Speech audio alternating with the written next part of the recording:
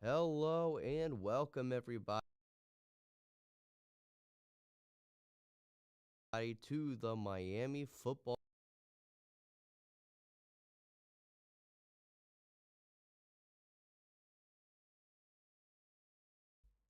Hello and welcome everybody to the Miami football kickoff show.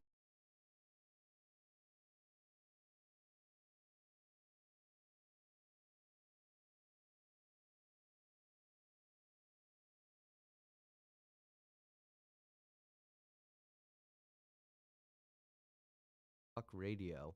I'm your host Bryan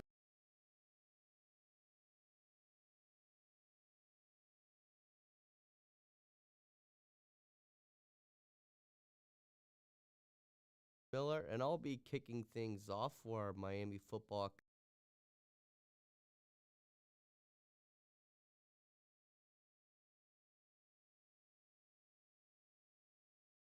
coverage here on RedHawk Radio on your busy Saturday afternoons. It's on to conference play for the Miami RedHawks.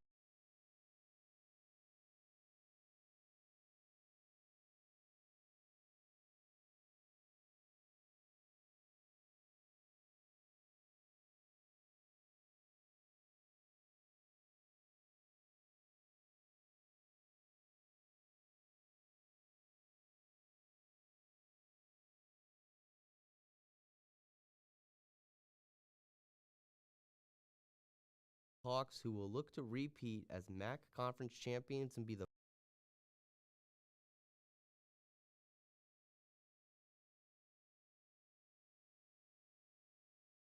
first team to do so since 2011-20.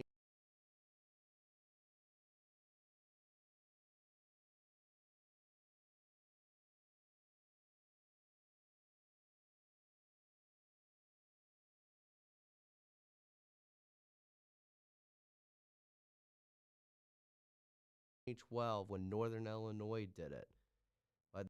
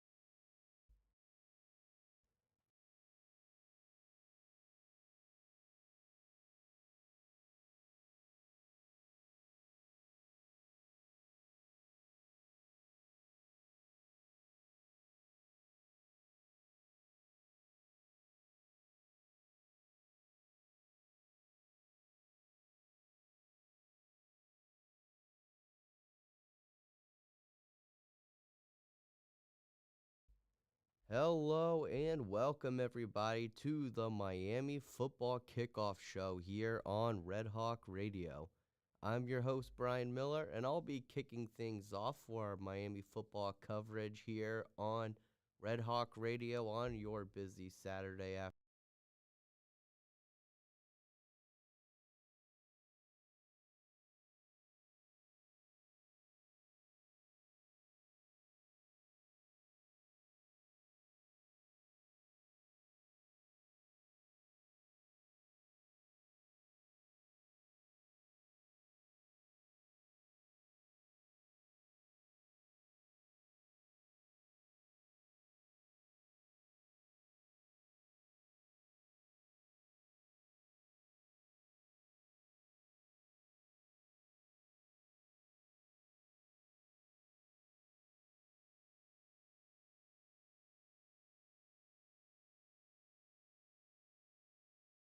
afternoon.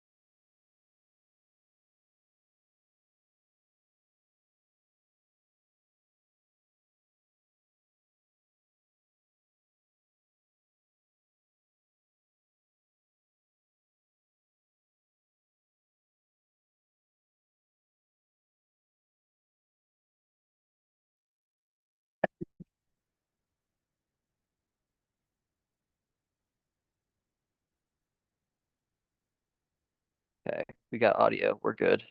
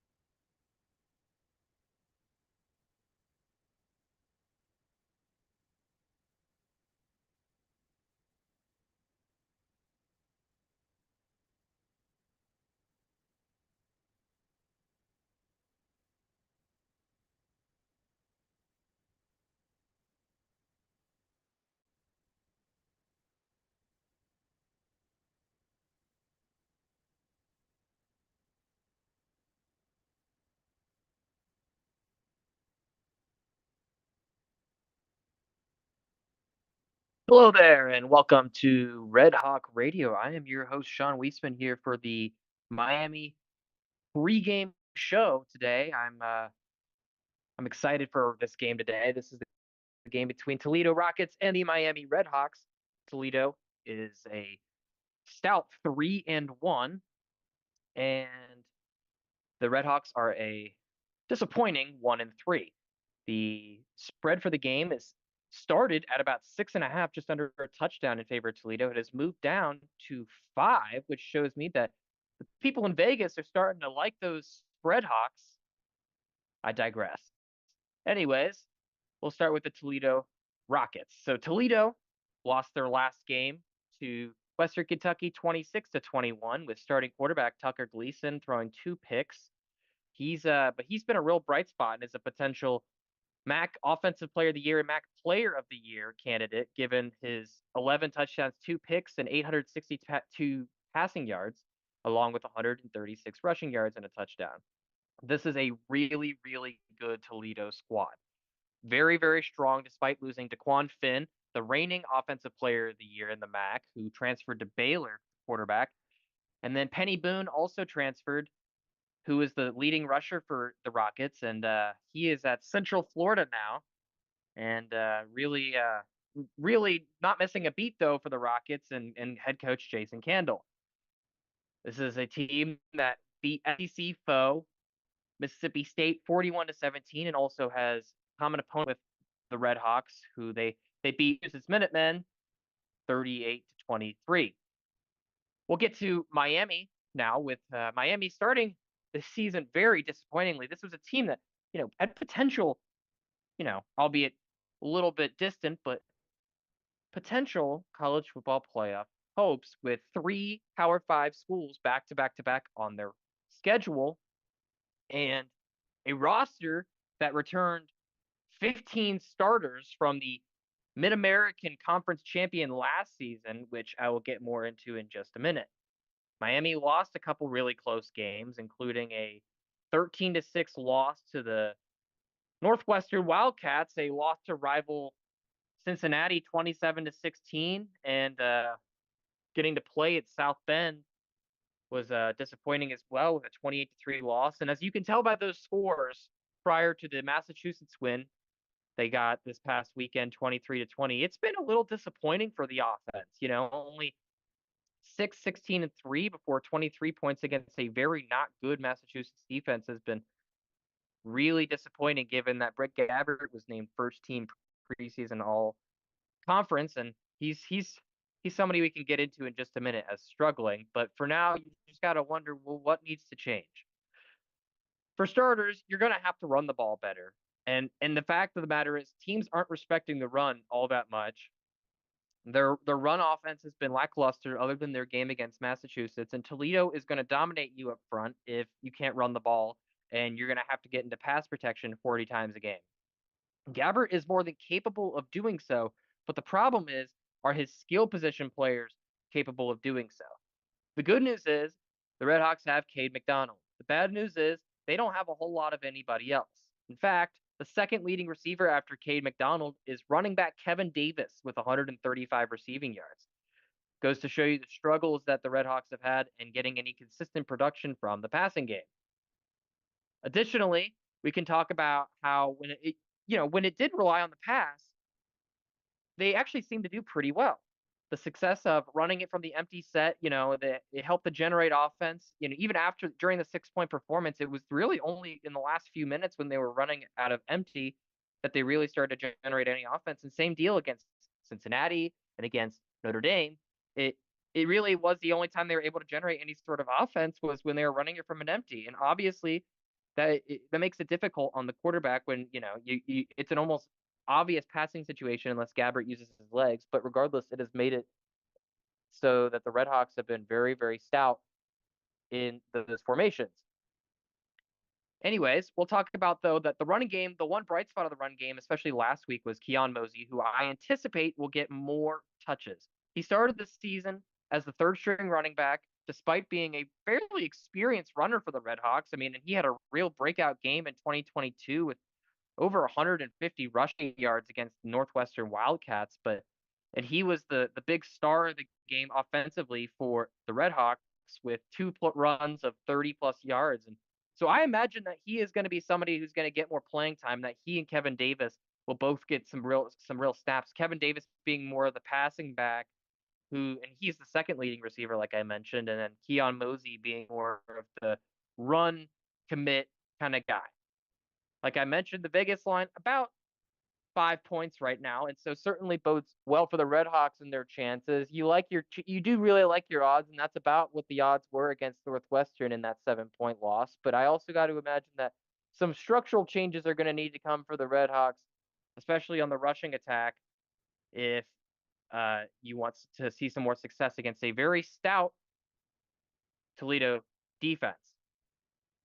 Additionally, we can also talk about the special teams really improving the last week, really, with Dom Jobin getting a game-tying and a game-winning field goal for the RedHawks. And boy, I'll tell you, the special teams have really, really sunk this RedHawks squad.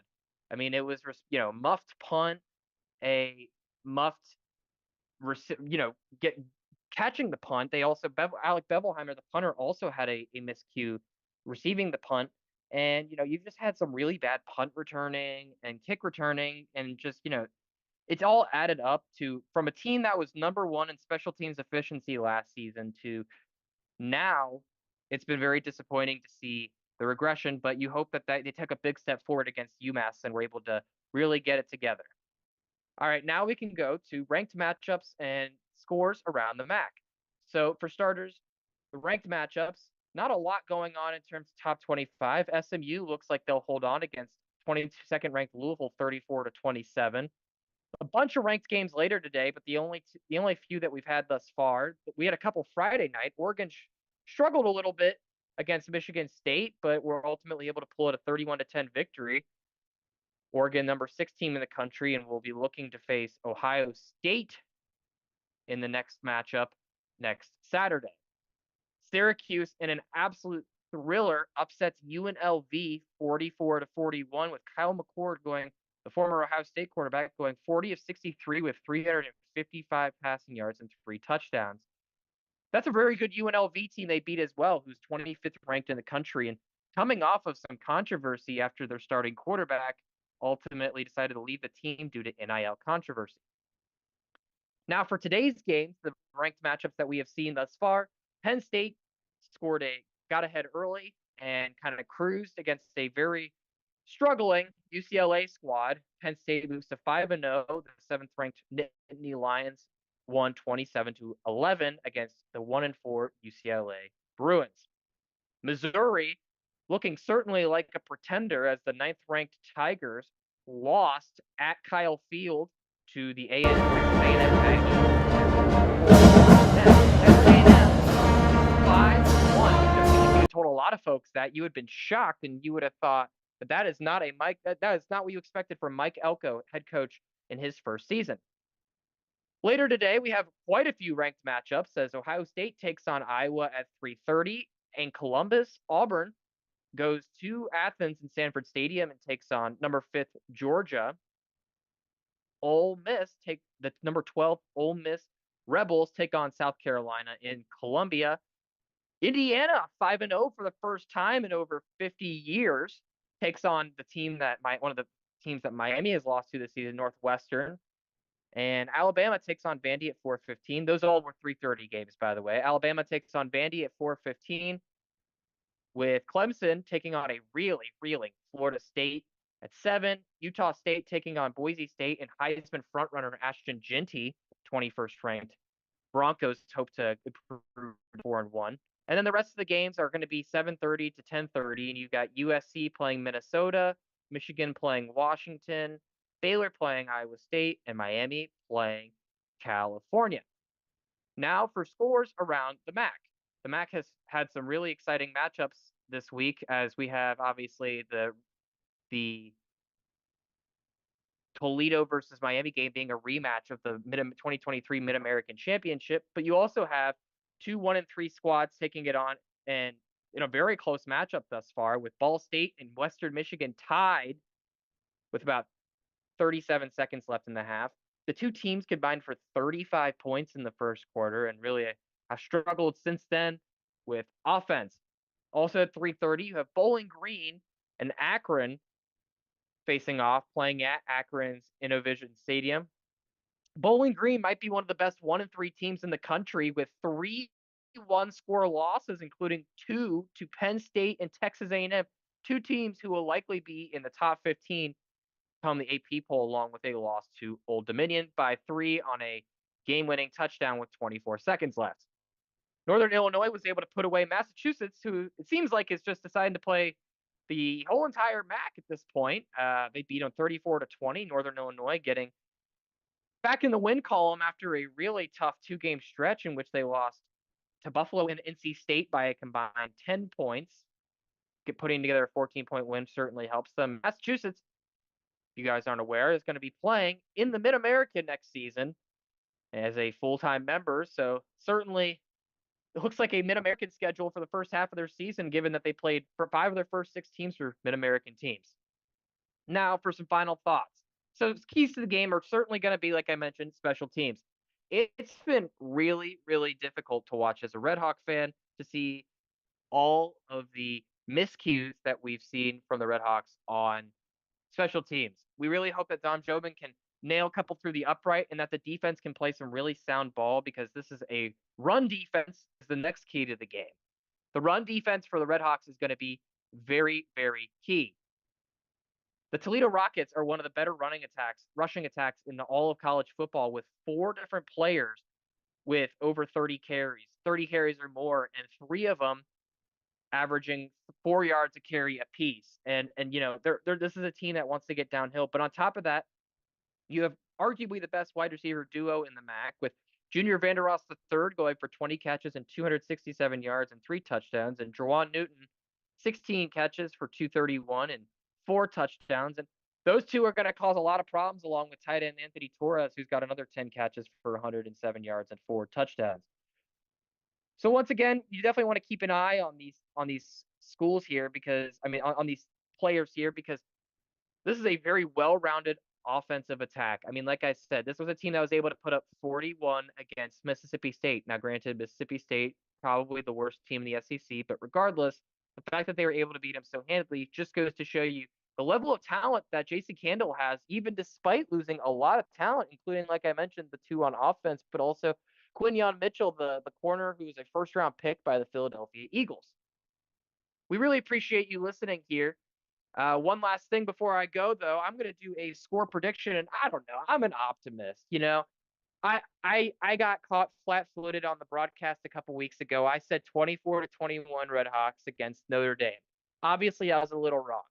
However, I feel pretty safe and confident in saying I think the RedHawks not only will cover, I actually think that they will win. And I think that they take a 21-17 victory over the Toledo Rockets, a team that may have had their number in recent years, but were able to get over the hump again in the MAC championship. Well, we'll send it over to my friend Luke West Poley. Thank you very, very much for listening. I'm Sean Wiesemann, and I really, really appreciate you listening. Thank you so much.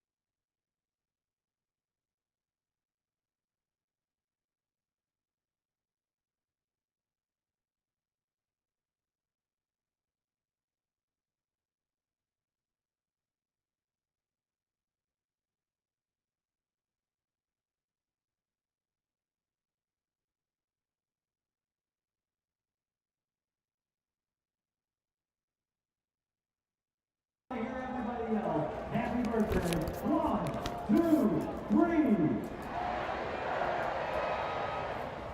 From the Glass Bowl in Toledo, Ohio, it's a rematch of last year's Mid-American Conference Championship game for the MAC opener. The Miami RedHawks taking on the Toledo Rockets on the road, looking for win number 2. The preseason favorite RedHawks off to a rocky start this season, but picked up a dramatic win last week. Their first victory of 2024 in overtime over the UMass Minutemen, and look to build off that momentum into the MAC slate starting this afternoon from the Glass City. Was Poley with you flying solo this week on RedHawk Radio. Thanks so much for tuning in. Last week, Miami picking up their first win of the season over UMass. RedHawks in that game were trailing, got the ball back with no timeouts, down 3 after a clutch defensive stop. Minutemen forced to settle for a field goal. Brett Gabbert then worked a masterful drive to get down the field. Dom Jobin kicked a career-long field goal as time expired from 46 yards out to tie the game. This field goal by the Minutemen in the top of the first overtime and gave the ball to the RedHawks with a chance to win it, and they did. Another Dom Jobin field goal got Miami their first victory of the season. Much tougher task here on the road in one of the toughest MAC environments at the Glass Bowl against the Toledo Rockets. To finish right behind the Miami RedHawks in the MAC standings in a rematch of the 2023 MAC title game. RedHawks and Rockets here from Toledo. Toledo in the blue uniforms and yellow helmets, kicking it right to left. Miami in the white with the red bottoms. Kick is away from right to left. It is muffed by the RedHawks' Kevin Davis. And off we go, hopping on it at the 12-yard line for the RedHawks. Davis got on top of the football, and Miami avoids disaster on the first play.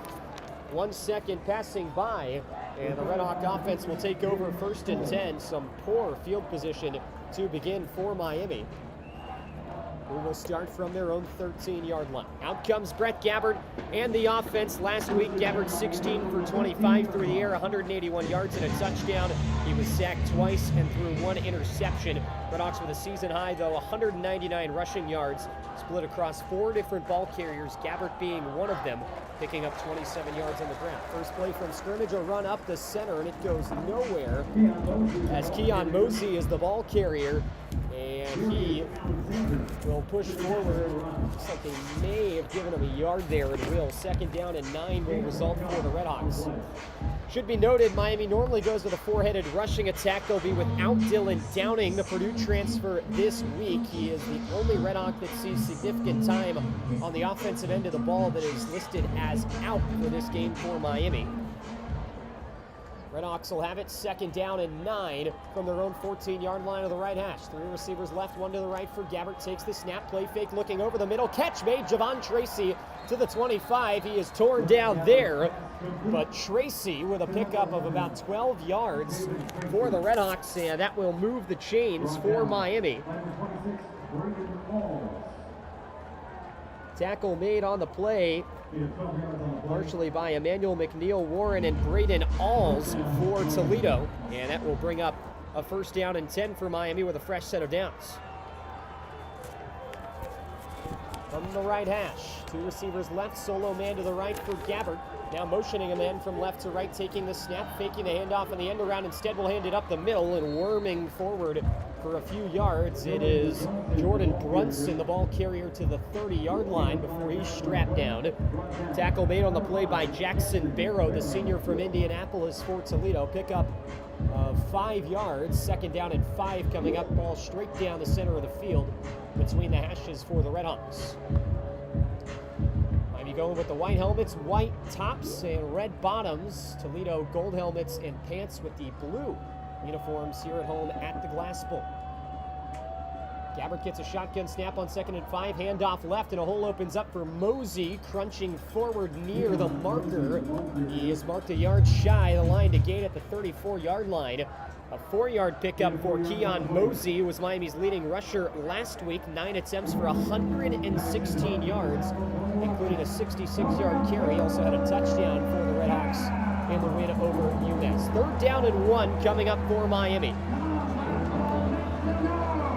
Last week on 3rd down, The RedHawks were just 1 of 8. Single back Gabbert in a rare under center formation with a receiver on either side.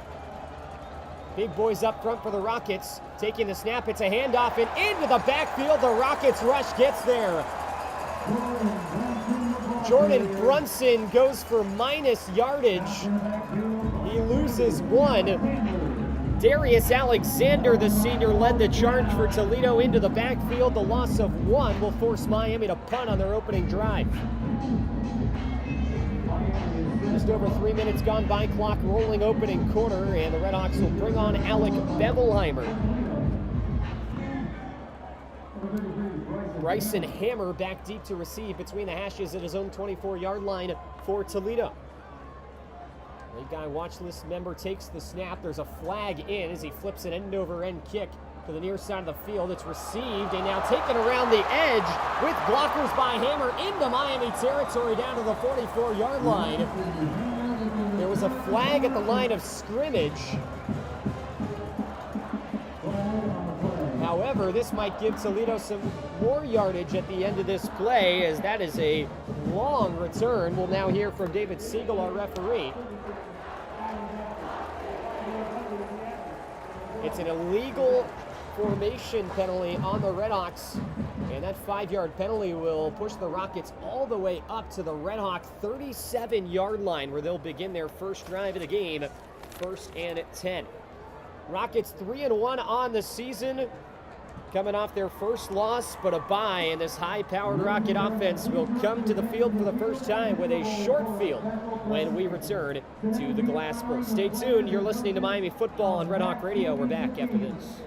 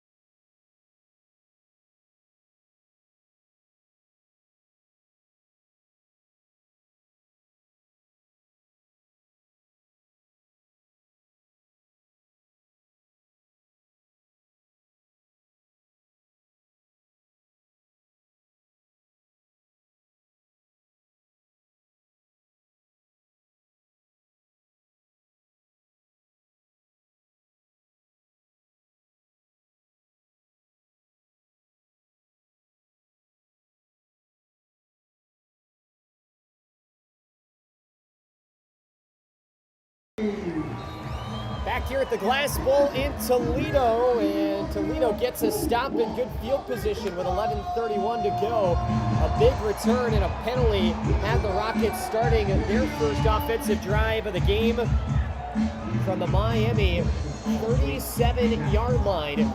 That's where the Rocket offense, led by Tucker Gleason, the former Yellow Jacket from Georgia Tech, is out to lead this offense.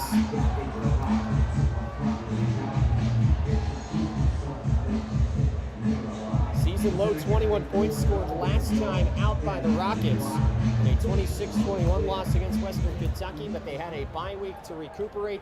Big stop for the defense on the opening drive, and now the Rocket offense under Gleason, starting at Toledo after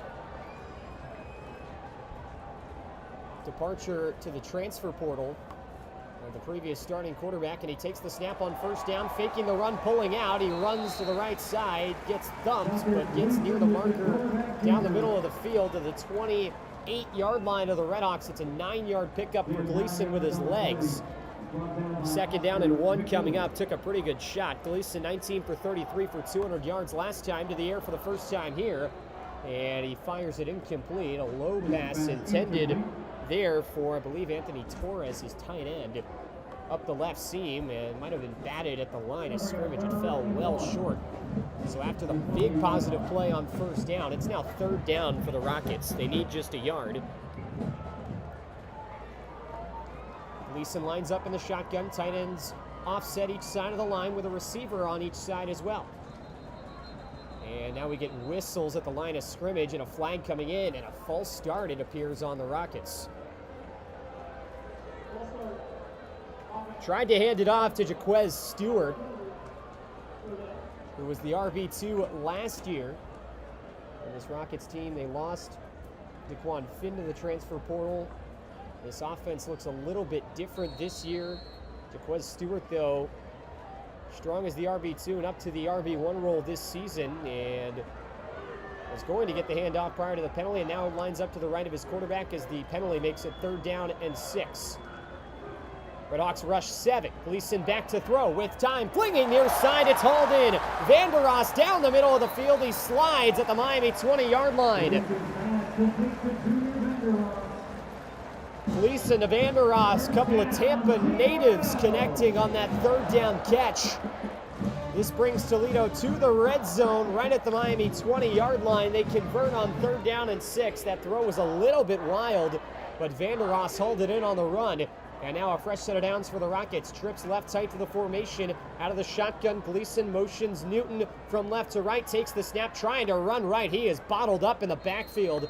Designed quarterback keep, goes for -2 yards that time as the RedHawks got back to it. Matt Salopek, the MAC Defensive Player of the Year, led the charge for the RedHawks.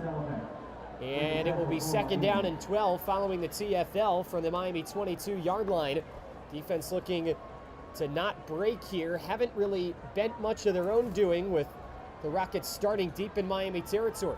Approaching 5 minutes gone by, opening quarter, no score. First offensive drive for the Rockets. A high snap, shotgun on 2nd down. Throw to the near side is complete. It's Dotton scampering inside the 10-yard line. He's finally dragged down by Michael Yarborough at the Miami 8-yard line.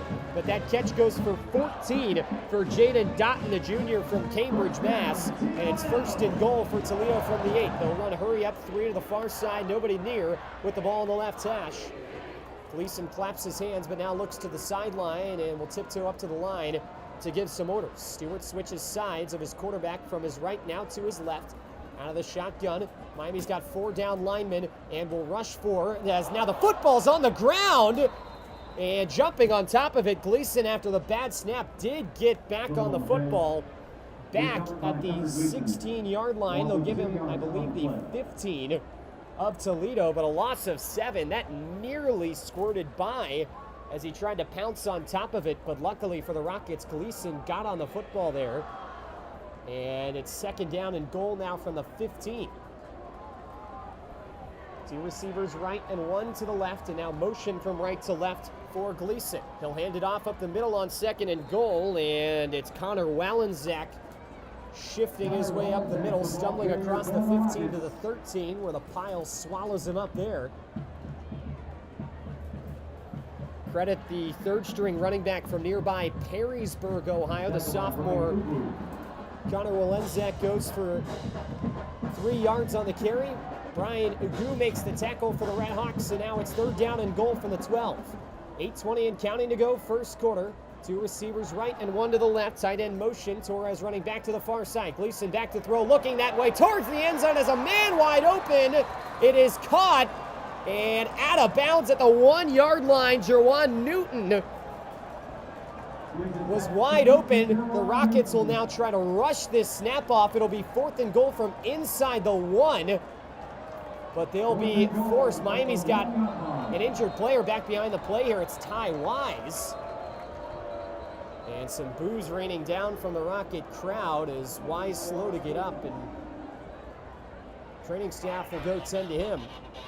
Marked right at the 1-yard line. That catch for Newton He was wide open, but the throw was a little bit high, and as a result, he had to leap up to make the grab, and instead of catching that in space where he would have walked in for a touchdown, he had to kind of toe tap and then reach along the sideline.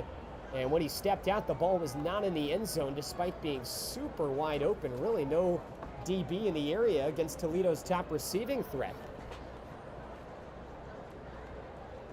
Newton had 5 catches for 31 yards in a loss against Western Kentucky 2 weeks ago. Ball is marked with the nose of the football right at the 1-yard line. So it looked like it might be even a little bit of a shorter one for the Rockets, but it is the full yard. Ty Wise now helped to his feet by the training staff, and he will head off. Certainly hope Wise is doing all right, and now Miami will be without one of their top defensive players, Ty Wise, the veteran and defensive captain for the RedHawks, who will be forced to sit as the medical tent is propped up for this 4th down and goal from the 1. Toledo tried to line up quick, but it appeared they were going to run from the shotgun on 4th and 1. And the offense is trotting back out there following the injury timeout. So with 8:10 to go in the opening quarter, Toledo looking to break the ice. Clock rolling once again, and the Rockets will line up from the pistol formation here. 4th and goal for the 1-yard line. All the big boys up front for the RedHawks. They've got 8 men along the line of scrimmage. Handoff down the right side. Football is lost and then picked back up by Gleason running forward. Touchdown! Just a broken play. Miami now signaling that they want the football, and the officials are discussing here. Fireworks have gone off again. Call on the field was Toledo touchdown. It looked like a read there for Gleason, and potentially a handoff gone wrong. They're trying to give to Walenzik, and the handoff was fumbled onto the ground, and it was then that Gleason picked the ball up kind of on the right side of the pile, picked it up, ran it forward and into the end zone for a touchdown. The question is, though, was the ball fumbled forward? In which case I believe it would have to be backed up.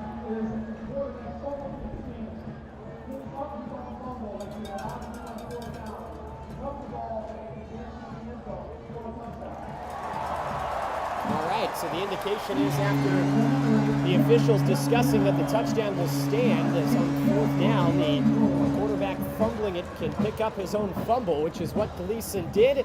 Touchdown counts. It's a 1-yard rush for the Toledo quarterback, and now they will bring on Dylan Kinanen for the PAT, the freshman from Phoenix.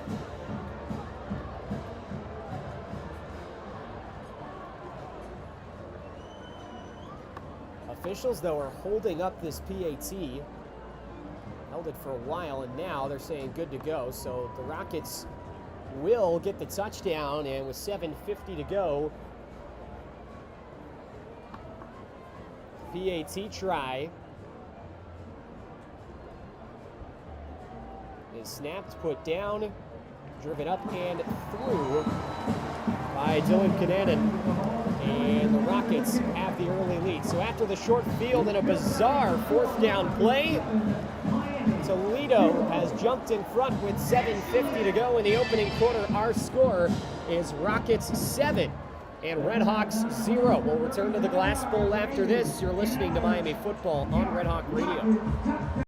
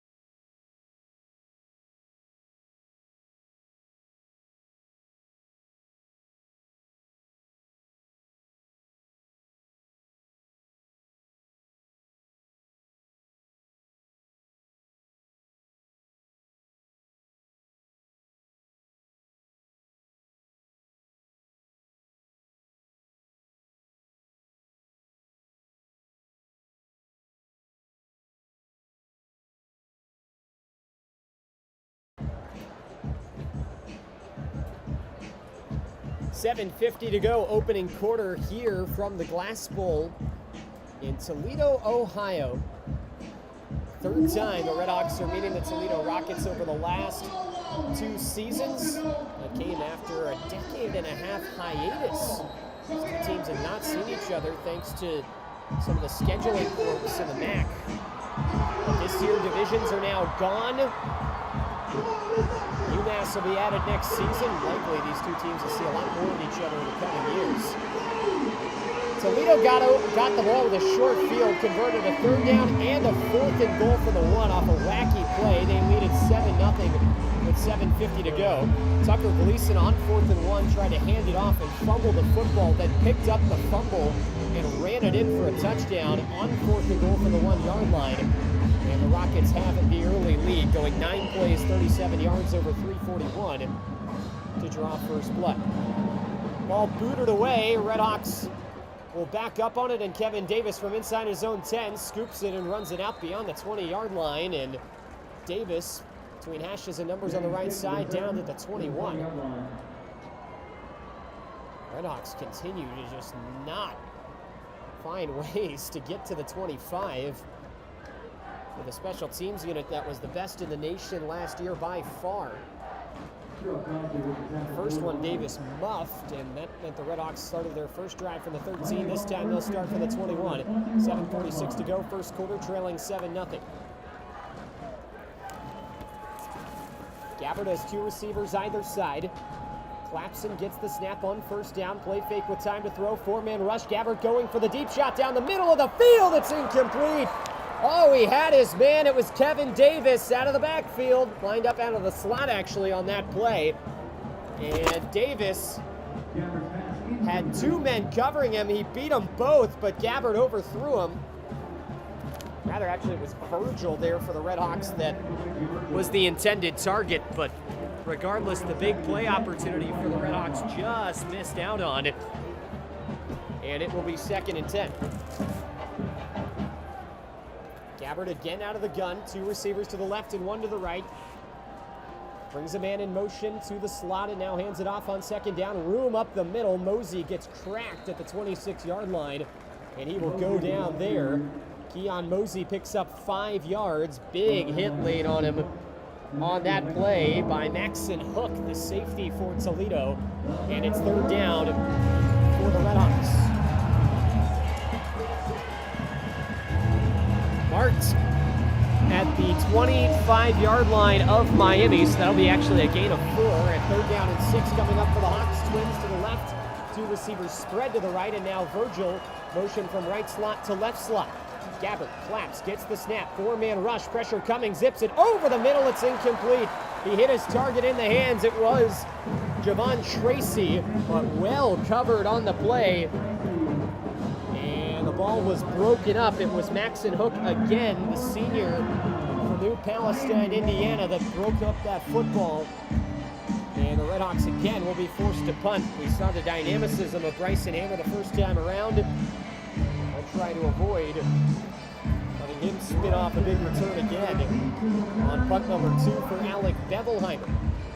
Punting from a little deeper this time in his own end, and that allows Hammer to move up to his own 34-yard line where he stands between the hashes. Rush coming in, and the punt is blocked. Smothered by Toledo at the Miami 17-yard line.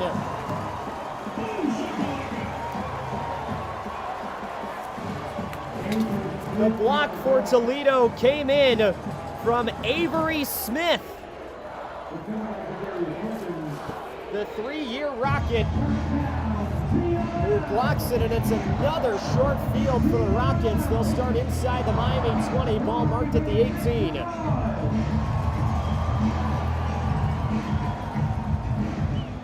.651 to go in this first quarter. It's Rockets 7 and RedHawks nothing, and things have not gone according to plan for Miami to begin this game on the road.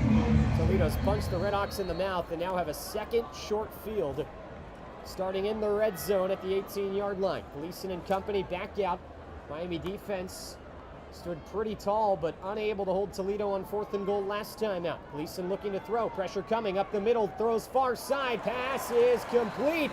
Over top of Rayon Schrader. It was pulled in for Toledo.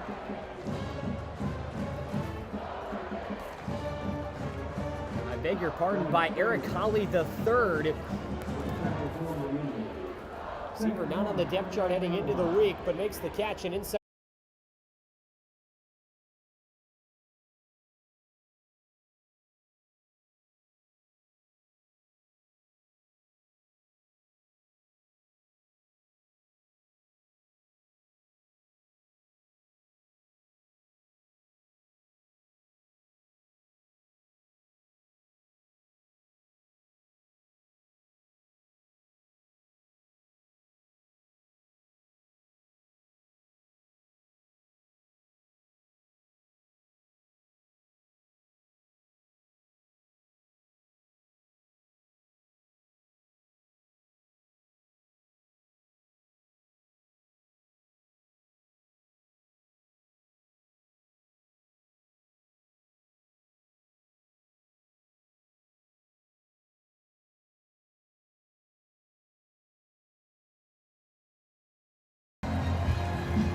Here at the Glass Bowl, 5:56 to go, opening quarter. It's Toledo 14 and Miami 0. Rockets have had to go just over 50 yards over the course of 2 offensive drives to score their 14 points, set up with a couple of short fields after a long punt return and a blocked punt. The Hawks will have to play this from behind, now down 2 possessions, less than 10 minutes into this game. Quinyon Mitchell, first-round draft pick last season, honored here, given the key to the city of Toledo. During the break, the atmosphere here at the Glass Bowl, loving every bit of what they're seeing here. Toledo set to boot this one back to the RedHawks.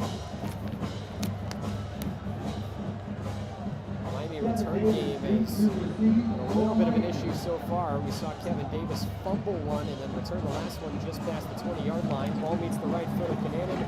Kick is to the near side of the field and received at the 11-yard line by Davis. Finds a wrinkle down the left side, but again dragged down inside the 25-yard line. They'll go down at the 24. That's where they'll mark it with 5:52 to go in our first quarter. RedHawks down 2 touchdowns, and Brett Gabbard in the offense return to the field. 1st and 10. Ball placed on the right hash. Gabbard so far 1 for 3 for 11 yards. RedHawks have rushed in 5 attempts for 15 yards. Again, Miami without Dylan Downing this week. Out of that 4-headed rushing attack for the RedHawks, so expect to see more carries for Mosey and Brunson. That's what we've seen thus far. Empty set here for Gabbard. He's got 2 wide either side. Nobody in the backfield with him. Now bringing Davis in motion from left to right. Gabbard will pull it and take it himself up the middle where he's stacked up right at the line of scrimmage. He'll go for no gain, and on the interior for the Rockets, looks like Martez Pointer, the junior from St. Louis, that got up there along with Sean Carter. Carter credited with the tackle.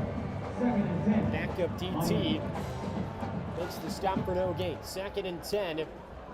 Approaching 5 minutes to go in the opening quarter with the RedHawks down 2 touchdowns. Island, 1 receiver right and 2 to the left, and now a man motion tight to the line, 1 receiver either side. Gabbard takes the snap, handoff left, darting forward, and out across the 30-yard line goes Keon Mosey. They'll mark him right at the 30 where his knee was down. It's a pickup of 6 on 2nd down, and will set up a 3rd and medium. Miami needs 4. RedHawks a combined 1 for 10 now in this game and the last on 3rd down. 3rd down and 4 coming up. Ball just barely shaded to the left of the field. Pretty much down the middle with 2 receivers on both sides for Gabbard. Clapson takes the snap. He's looking to throw. Gabbard with time. Now he'll step up. Still looking left. Nothing open yet. Throws to the far side. Flag comes in. Catch made on the exterior into Toledo territory. It is Andre Johnson that pulls it in at the 47. And again, there's a flag on the play. And signal looks to be holding. And in the secondary, this might give Miami some more on the end of this.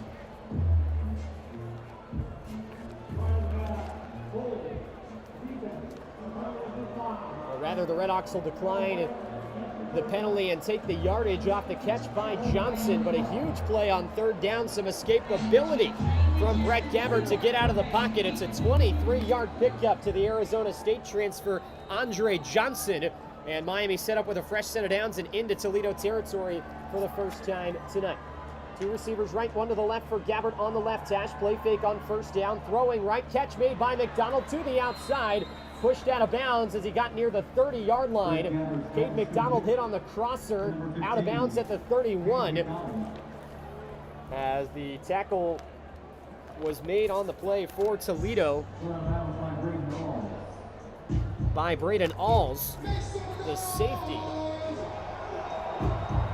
And Miami again moved the chains with another first down, a pickup of 16 for Cade McDonald. First and 10. One receiver right, two to the left, with Jack Coldiron, the tight end, lined up in the right slot. Gabbert took a peek to the sideline and a flag coming in. Miami will likely be backed up.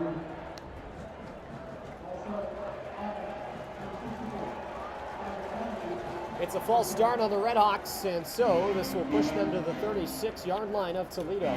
Ball the right hash. Miami down 2 touchdowns. Did not do themselves any favors with some early special teams.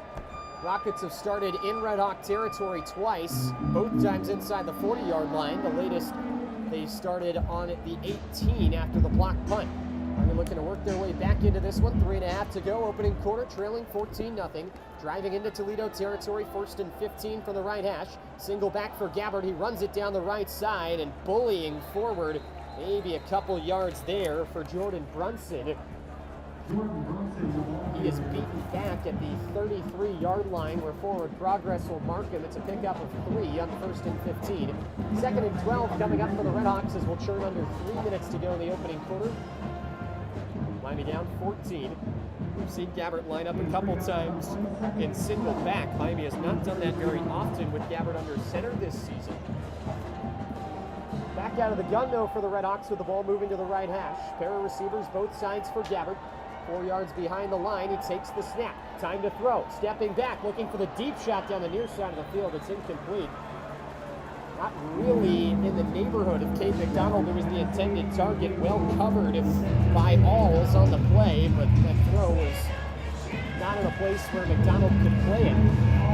And it will be third and long now for the RedHawks with 2:40 to go in the first. Miami's already converted on third down with a big play so far in this drive. This time it's 3rd and 12 from the right hash. And again, flags coming in. Gabbert pointing towards the defense. We do have a pointing contest going on, but we'll see if this is going to push the RedHawks back. Rather, the original indication is this might actually be on Toledo's defense. It's offside on the defense, so maybe a rare case where the offensive pointing actually works out in the offense's favor. That'll push Miami a little bit closer. It's now 3rd down and 7 following the Rocket penalty.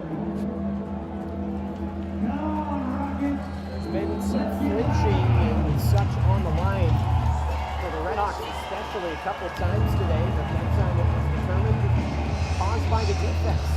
So more manageable. RedHawks move to the 28-yard line of the Rockets. 3rd and 12 turns into 3rd and 7.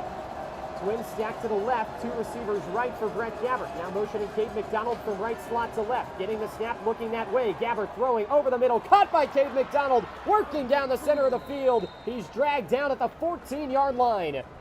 14-yard catch for Cade McDonald. A second chain mover on 3rd down for the RedHawks on this drive, and they move into the red zone with 2:22 and rolling to go in the first quarter. It's 1st and 10 from the Rocket 14.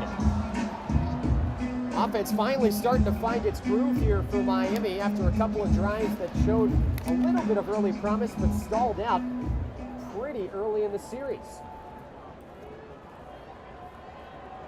Solo receiver on the far side is Javon Tracy. 2 to the near side for Gabbert. Out of the shotgun, takes the snap. Looking to throw, Rockets rush 4. He'll go to the end zone one-on-one, and it's incomplete. He overshot Virgil to the sideline. I've seen Gabbert throw to the near side of the field a couple times, and both balls have been a little bit high for his receivers to make a play on. Rockets were in zone there. There was safety help over the top on Virgil, but he was in a one-on-one. That was intended to be a 50-50 ball, just not quite in the vicinity. So now it's 2nd and 10 from the 14-yard line. Clock stop with 1:51. Pair of receivers either side. 2 tight ends set for the Redhawks out of the shotgun. They'll hand it off. It's Mosey barreling down the center, but he is wrapped up after a short gain. Markham at the 13-yard line after a pickup of 1.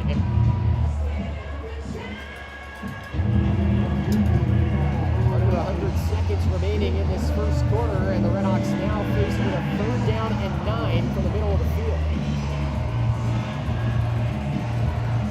Miami has converted 2 third downs on this drive. They're 2 for 4 on the game. 3 receivers right, 1 left for Gabbard, and the Rockets jumped. And flags coming in. And Miami might have got Toledo for a 2nd time on 3rd down.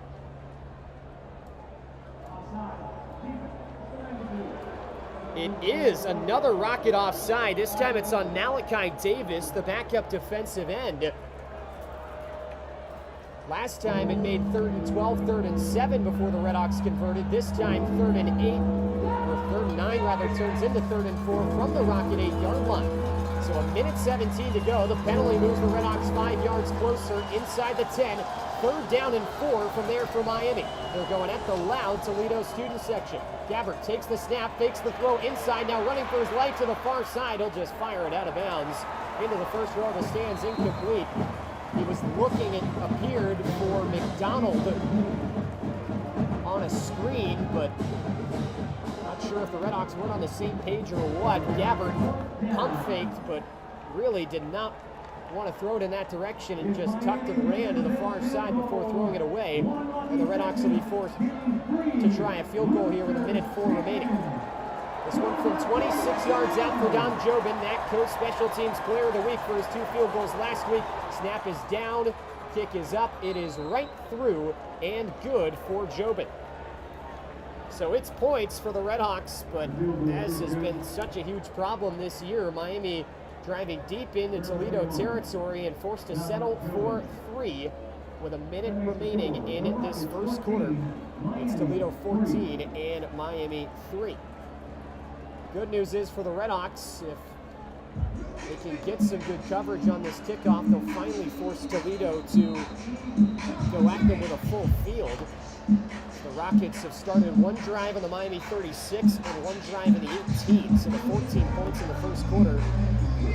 A little bit deceptive with how successful the Rocket offense has been. The Miami defense has made them work a little bit to score those 14 points, but pretty high percentage for the Rockets to get points on the board with how short the fields were on each of their first 2 drives. Ball put on the tee by Kellen McLaughlin, and he'll back up to his own 25-yard line, getting set to kick this one away with the wind at his back, kicking into an open-ended part of the stadium here at the Glass Bowl. Jaquez Stewart is back to return for the Rockets. It's an end-over-end kick. It is driven deep into the end zone. It'll land right next to the white part of the end line, and it'll be a touchback. So the Rockets will start from the 25. That's a success if you're Miami to finally have a special teams play that seems go your way. And now the Rocket offense will have to go 75 yards as opposed to just 20 or 30 as they did on their first couple of drives. 1 minute remains in this first quarter. It's Toledo 14 and Miami 3. Tucker Gleason back out with the Rocket offense. So far, Gleason's looked phenomenal. 5 for 6, 53 yards and a touchdown. And additionally, 3 carries, just 2 yards, but does have the touchdown on the ground as well. Taking the snap on first down, looking far side, throwing, catch made in the seam of the right hash, right at the sticks by Thomas Zeros, and he goes down at the 35-yard line. Pickup of an even 10 yards for Zeros, the junior from nearby Maumee, Ohio, and it's a first down. Miami a little discombobulated defensively. Handoff to the right side, though, and the Redhawks get home. Ball carrier was Walenzak, and Miami got to him for a half-yard loss. Silas Walters crashing down hard for Miami to make that stop. It'll go for no gain in 2nd and 10. Rockets do not have to snap it again in this first quarter should they choose, leading 14-3. 2nd down and 10 coming up for Toledo. Still 15 seconds left. It does appear the Rockets will at least line up here. Wiesemann operating out of the gun. Tight end offset left of the line with 2 receivers left and 1 right. Wiesemann just kind of standing upright. He's not even giving a snap count with 3, 2, and 1 seconds left. And Toledo will not choose to snap the ball again in this first quarter. So that's the end of one. Teams will switch sides, and the Rockets will take it left to right, currently on their own 35-yard line, facing 2nd down and 10. But it has been a dream of an opening quarter for the Rockets here on homecoming. After 15 minutes, they lead Miami by a score of 14-3. We return to the Glass Bowl after this. You're listening to Miami football on Red Hawk Radio.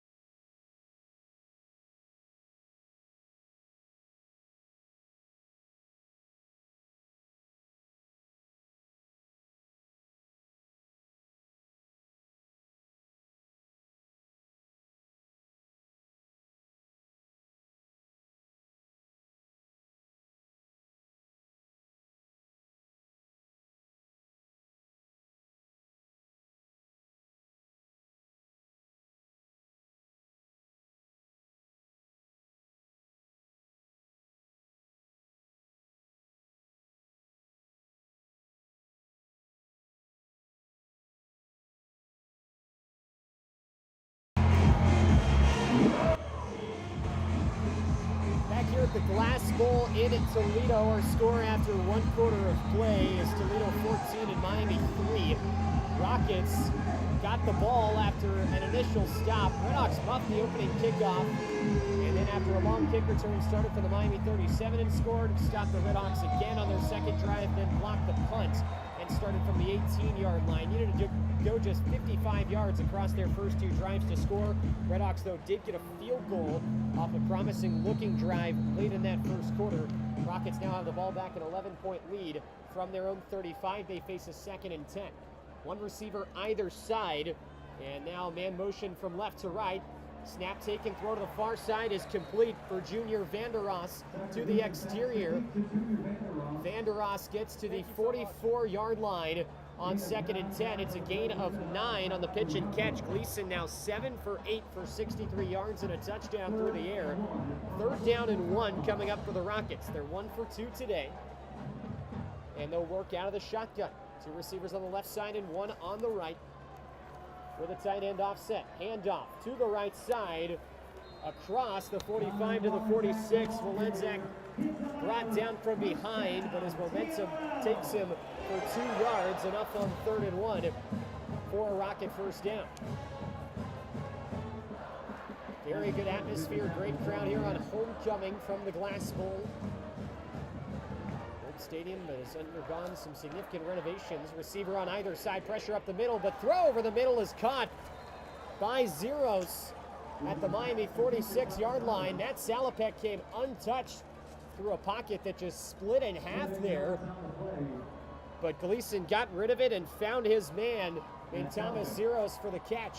A few catches already for number 84 in blue. That one goes for 8, and it's second down and at 2. 3 receivers left, nobody out right for the Rockets.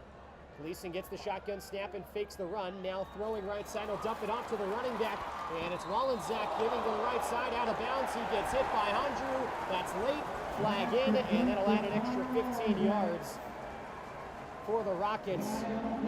Ball is marked at the 35-yard line. Officials are discussing this here,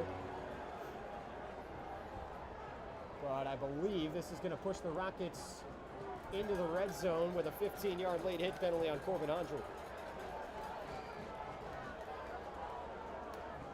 Officials still discussing as Matt Salopek, meanwhile, has made his way over to plead his case for his defense, as is Bryan for the RedHawks. And officials still meeting about this here. Certainly looked to be a late hit from Handrew, as the ball carrier Wallenczak gave himself up and looked like he was out of bounds by the time he got hit pretty good right into the Toledo sideline, and that flag came out, and it was very unsurprising in the moment. And now we'll get our announcement by David Siegel. It is an unnecessary roughness call on the RedHawks. And as expected, the Rockets will get 15 more yards to the end of that play and move to the Miami 20-yard line. 13:37 remaining in the second quarter. It's Rockets 14 and Miami 3. And again, Toledo driving, finally working against a full field, getting the ball after the touchback. But haven't been resisted much by this Miami defense on this drive. Receivers either side, and out of the gun, it's a handoff on first down. And Stewart is bottled up pretty quickly right at the line. And that run will go for no gain.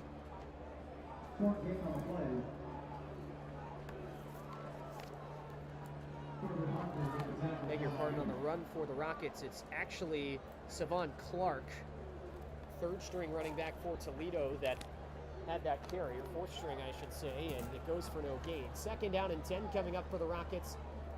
Twins left and nobody out right, and now Zeros motion from left to right. Handoff goes up the middle, a wrinkle down the right side, but the RedHawks do well to close up that gap. Ball carrier again was Clark. He was tackled quickly, but now a late flag in. Kobe Hilton made the stop for the RedHawks. But a late flag, and looking at a 3rd and 7, but in all likelihood will be altered by this penalty.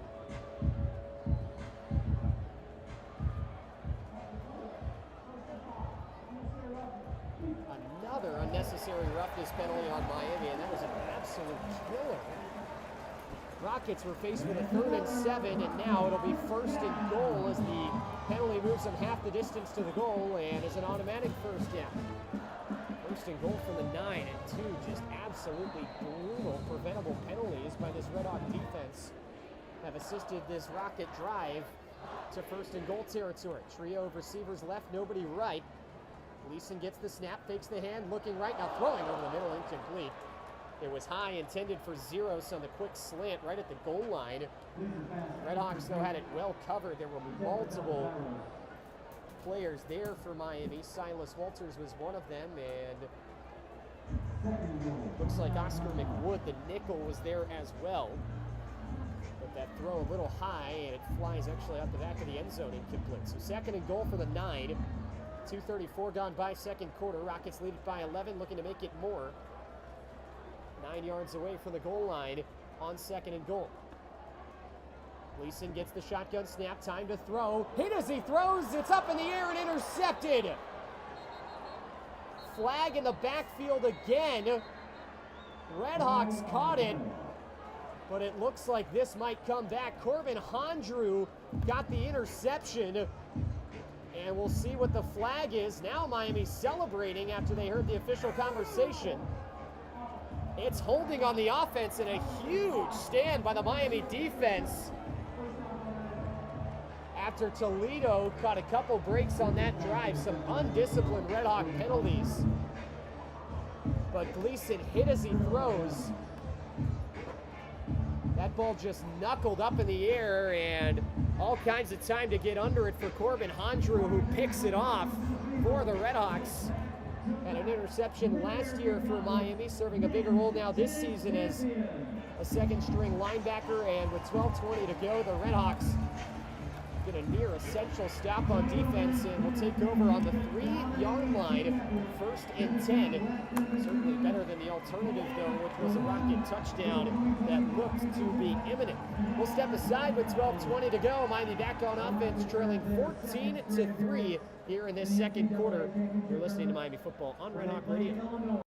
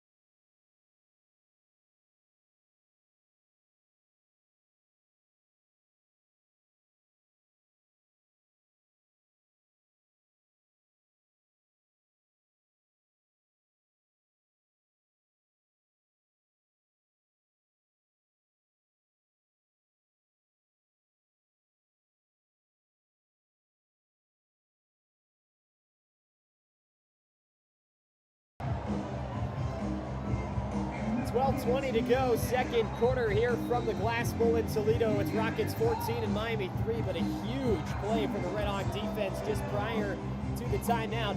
They take over from their own 3-yard line now after the Rockets were driving. A couple of penalties helped them out. 2 personal fouls after the play by the Red Hawks. But Bryan with the pressure on Tucker Gleason hit him as he threw on 2nd and goal, and Corbin Hondrew picked it off for Miami at the 3-yard line. And the Red Hawks have it now from there, 1st and 10, and still trailing by just 2 scores as opposed to 3. Gabbert 2 yards deep in his own end zone now from the shotgun. Takes the snap on 1st and 10, hands it off, nearly caught in the end zone instead. Room to run up the left side, and a shoestring tackle finally on Mosey at the 13-yard line.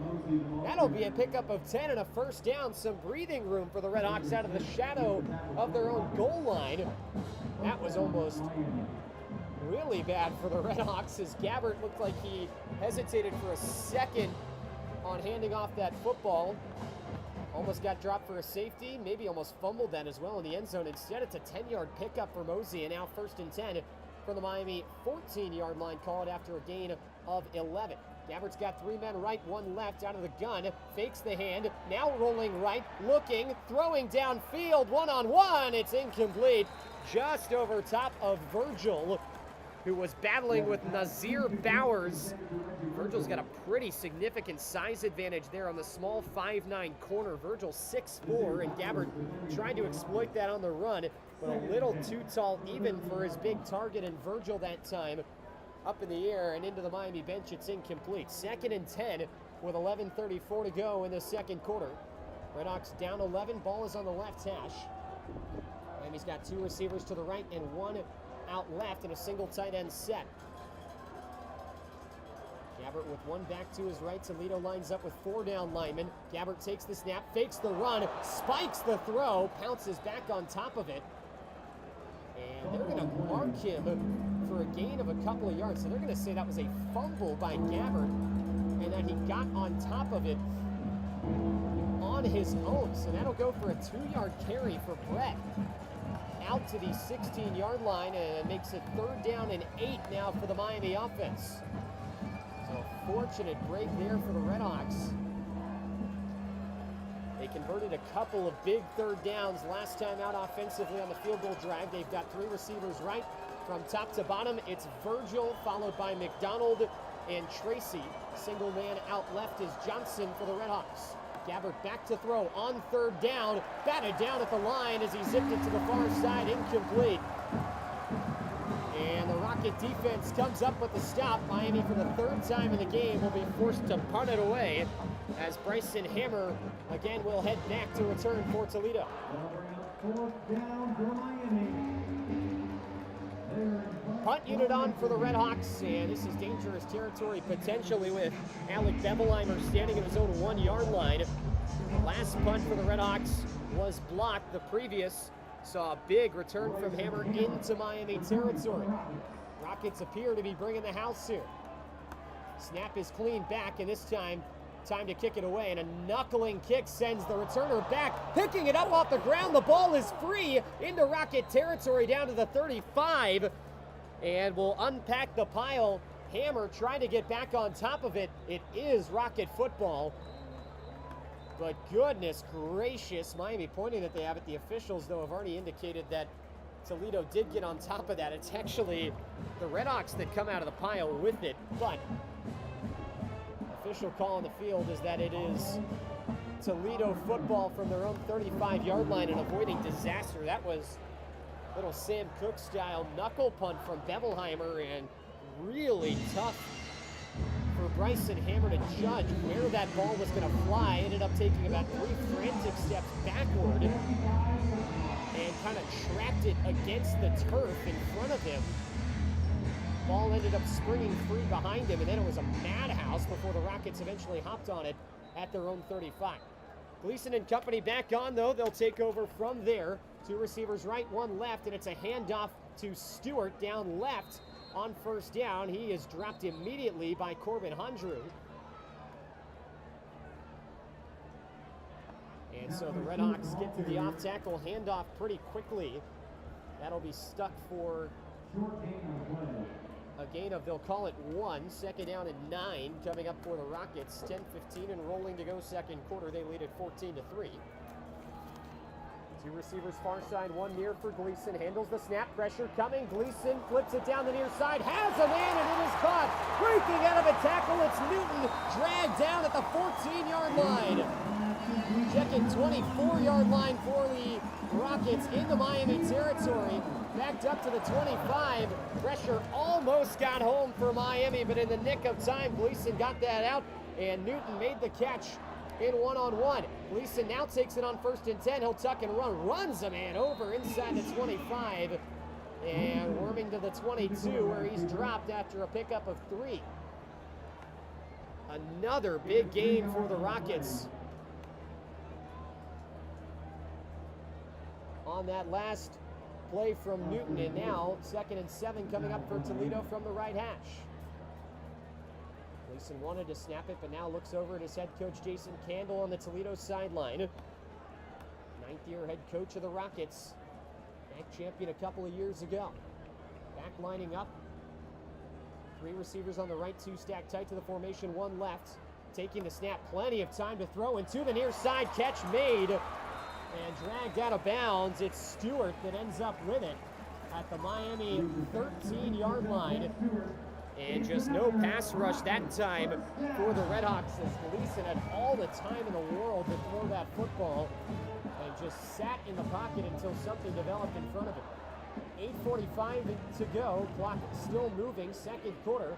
Rockets looking to move in front by 3 scores. They've got it 1st and 10 for the Miami 13-yard line. Gleason takes a shotgun snap, pitches out right. Lead blockers ahead for Stewart, who will nestle forward down to the 10-yard line. As the RedHawks got to him after a pickup of about 3 yards. Savio Frazier in on the stop for Miami. It's 2nd down and 7 from now the RedHawk 10-yard line. Miami stalling for time a little bit, making some slow subs, as is their right. 2 receivers left and 1 to the right. A 1 tight end set for the Rockets. Out of the gun, Gleason hands it, wrinkle down the right side, and inside the 5 goes Stewart.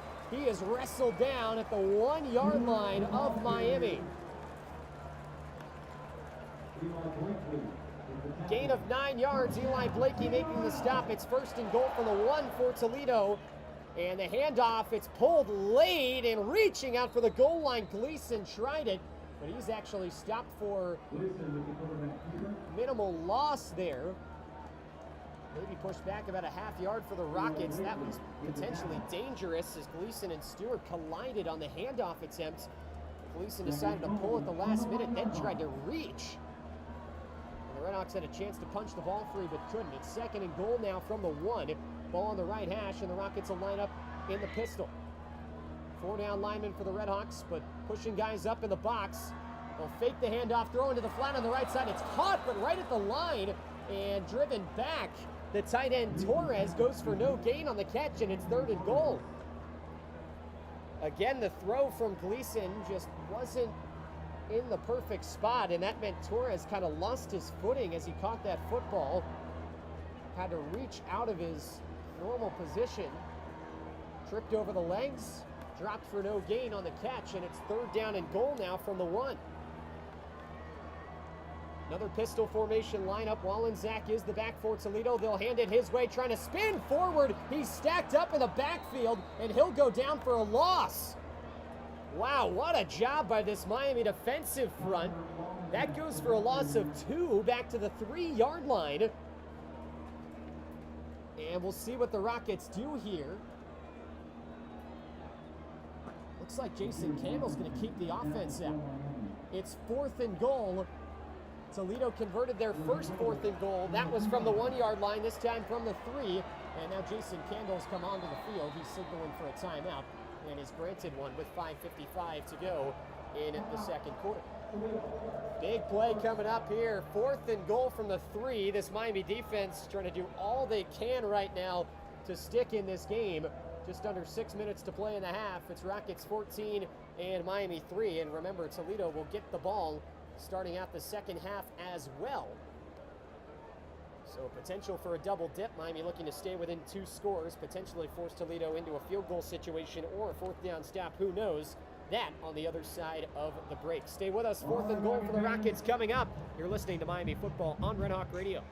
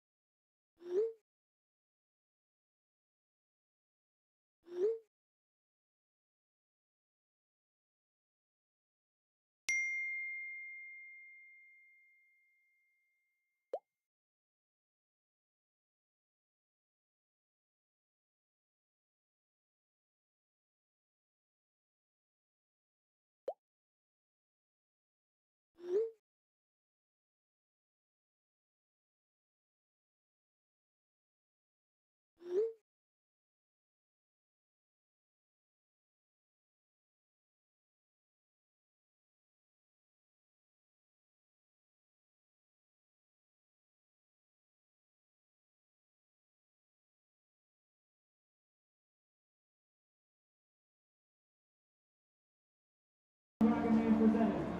5:55 to go, 2nd quarter from the Glass Bowl. Miami defense got an interception inside their own 5-yard line last drive. Now this drive looking to make a goal line stand. Rockets headed 1st and goal from the 1. Miami's pushed them back to the 3. And based off who's in the huddle after Toledo called timeout, it looks like the Rockets will settle for a field goal. So that would be a huge win for this Miami defense. Toledo leads at 14-3, 5:55 to go. This will be a short 26-yarder for the freshman Dylan Kinanen.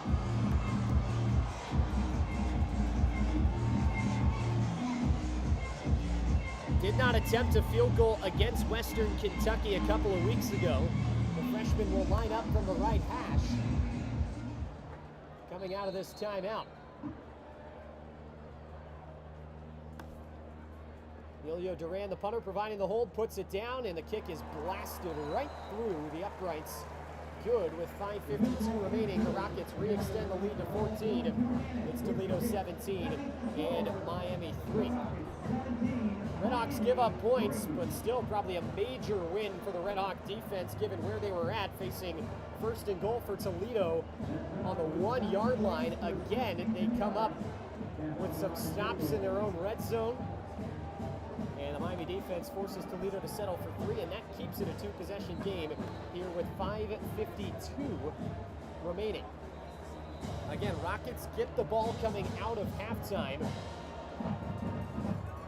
So you have to be very careful here if you're Miami. Obviously you want to score, but also to manage the clock. You want to give Toledo the ball back here with significant time to try and go up 3 scores to then return with possession out of the break. Miami offense has looked better over the last couple of drives. The first produced a field goal, the last one stalled out. Miami nearly got on top of a rough punt for Toledo that started that last drive, but the Rockets got on top of it, ended up with 3 points. 5:52 to go, and the ball kicked away from left to right by Dylan Kinnanen, backing up to his own 1 yard line. Kevin Davis receives it from there and going straight up the center of the field. Davis threads the needle between 2 defenders, but not a third. He is brought down at the 19-yard line. Again, good kick coverage for the Rockets, and the tackle made on the play by Lance Dixon, the senior linebacker, out on special teams for the Rockets. So 5:48 remains, second quarter. Miami trails it by 14, 17-3. So far in the game, Brett Gabbard 4 for 11, 64 yards, completing it at just a 36% clip, but the bulk of those incompletions on the first couple of drives, he's looked a little more comfortable. Miami will stack Twins on 8.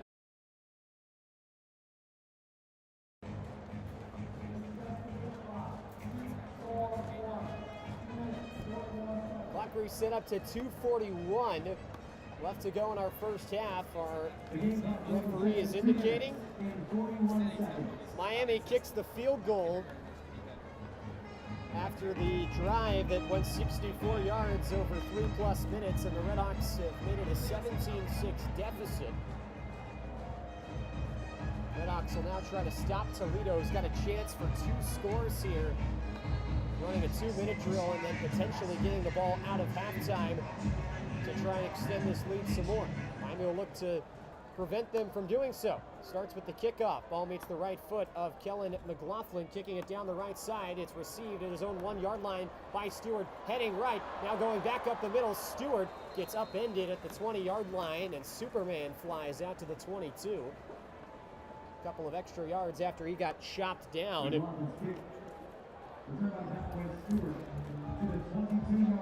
21-yard return for Jaquez Stewart. 2:34 remains for the Rockets in this first half.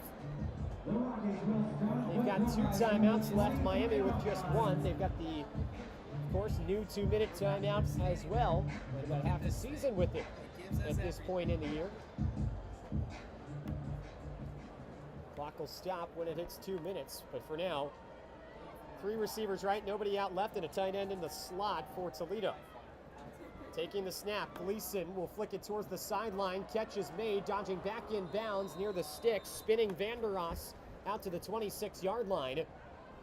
Caught that right at the line of scrimmage, and yards after catch get him about 4, it appears, on first down. Toledo will try to get 1 more snap off before the 2-minute timeout, it looks like. 2nd and 6 from their own 26-yard line, ball on the right hash. Tight end offset right of the line, 2 receivers right, 1 left. Play fake thrown to the right. It's a screen catch made by Newton following the blockers out to the 31, 32-yard line. Walking up the sideline, the official marks him at the 33. First down Rockets after that pickup of 7 yards by Newton. And we get a whistle from the far sideline, and did Chuck Martin call timeout? Nope, it's the 2-minute timeout. 1:59 to go in our first half of play. It's new for all of us. Toledo leads at 17-6. And looking to drive down the field and potentially add another score before halftime. Rocket offense has looked brilliant in this first half of play. They scored 2 touchdowns on their opening couple of drives. Since then, though, they've made their way deep into Miami territory on their other 2 drives as well. 4 drives so far for the Rockets. They had the 2 short field touchdowns, then they started at their own 25, went all the way down the field, threw an interception at the Miami 3-yard line, then got the ball back at their own 35, drove down to the Miami 1, had first and goal from there, were pushed back a couple of yards, and elected to kick a short field goal to go up at the time 17-3 before the RedHawks got 3 points back. 11-point deficit for Miami, and again, crucial to get a stop here for the RedHawk defense, or at least limit the Rockets to 3 to try and stay within 2 touchdowns. Rockets have the option to receive the second half kickoff after they won the toss and deferred.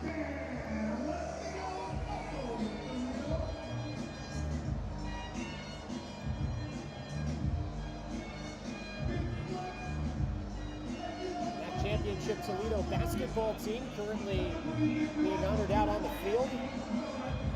They have been tight on the hardwood this season, or the past few seasons, I should say, under Coach Todd Kowalczyk. They won the MAC regular season title last year. Basketball will be in action starting up in about a month. Season will open for the RedHawks men on the road, and for the women at home as part of the MAC Sun Belt Challenge. They will both take on Appalachian State.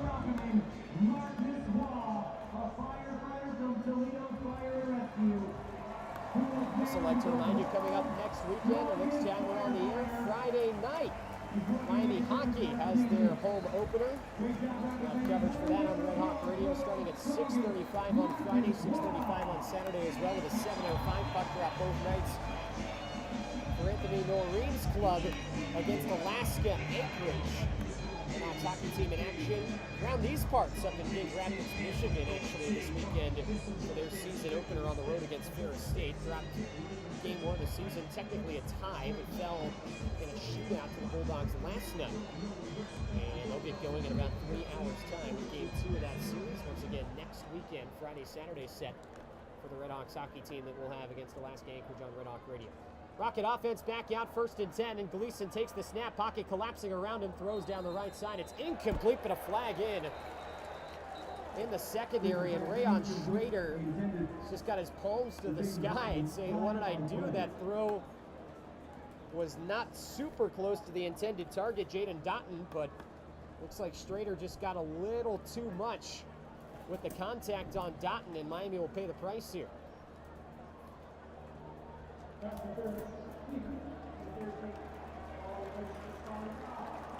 Chuck Martin is not happy on the Miami sideline. It kind of appeared that Gleason was sort of throwing that ball away as much as he was trying to get it to Doughton. But regardless, that'll move the Rockets up to the 42, and on 1st down, throw and catch to the far side. It's brought in by Newton next to the sideline, retains possession, and moves into Miami territory. Shoved out of bounds by Michael Yarbrough at the RedHawk 47. Clock stopped with 1:50 remaining. Rockets down to the Miami 47-yard line. Tucker Gleason backing up after a difficult snap, and now stands in, delivers over the middle, a strike. Caught by Newton at the RedHawk 33-yard line. He gets popped but hangs on to the football. Newton just found a soft spot in the zone right down the center of the field, and a bullet to him from Gleason, who continues to sling it around the yard. 15 for 18, 161 yards and a touchdown for number 4 in blue. Rockets on the move, 95 seconds remaining in this first half. Gleason takes the snap with time, trying for the end zone. Overshot his man, incomplete. He was looking for Newton, who maybe had a half step on Yarborough, but would have been a really tough play to make. That throw probably would have needed perfection and just a little overdone there by Gleason.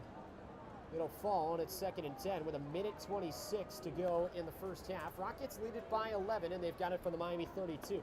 Ball on the left hash, 3 receivers right, 1 left for Gleason. Takes the shotgun snap, pressure off the edge. Gleason will tuck and run down the far side. Flag coming in. He's wrestled out of bounds at the 28-yard line. And Gleason got torn down late. Matt Salopek's got to be very careful. He gets some words from some Miami coaches as he heads back onto the field. That could have been a late hit potentially on the RedHawks, but it appears this play's going to come back. Looked like a pretty clear hold on the far side that opened up that pocket for Gleason.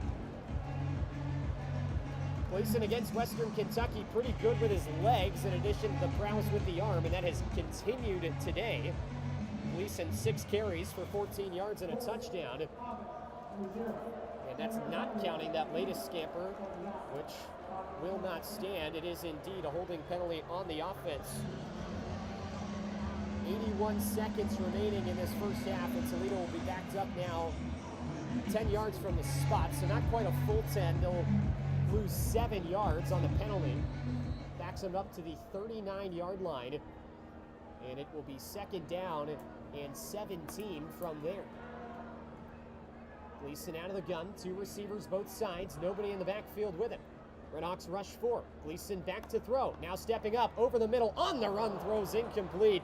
Torres was open, the tight end on the left hash, but Gleason, who stepped up in a collapsing pocket, tried to deliver with both feet in the air, kind of a jump throw, like a baseball shortstop, and threw it behind his tight end that time towards the far side of the field. It falls incomplete. So 3rd down and 16. The ball's on the 39-yard line. And Toledo would have to at least get some positive yardage if they probably would want to consider a field goal try. They'll take it from the shotgun, pressure coming. Gleason rolling to the near side, throwing over the middle. It's intercepted. It's Hondrew again, running to the far side for Miami. He's pulled down at the 36.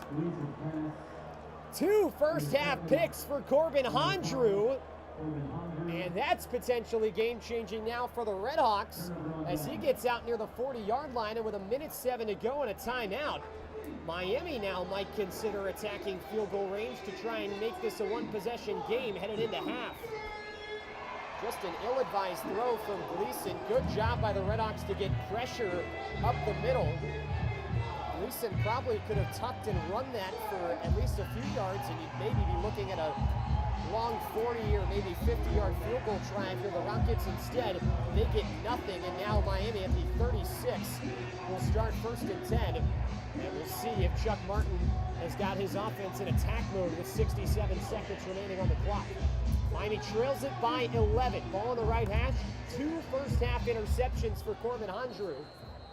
The first on a ball that was lofted up in the air with Gleason hit as he threw. That time, it was just zipped right at him down the middle of the field. Gabbert's out on 1st and 10. 2 receivers right, 1 left. Taking the snap, faking the run, and now looking to throw. Gabbert will roll to the far side, throwing on the run to the sideline. It's off the hands and incomplete of Javon Tracy. Very, very good coverage by Avery Smith, top defensive back for Toledo, who was blanketing on Javon Tracy and got there at the perfect time to ensure the RedHawk receiver would not hold on to that football around the Miami 45. RedHawks will now have it 2nd and 10 from their own 36. Ball on the right hash. 2 receivers left and 1 right for Gabbert.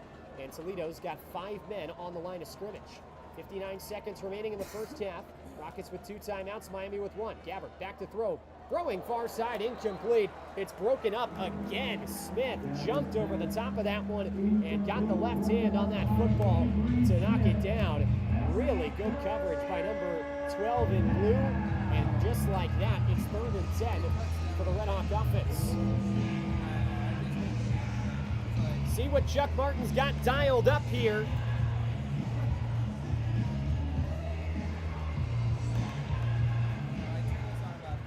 Third down and 10.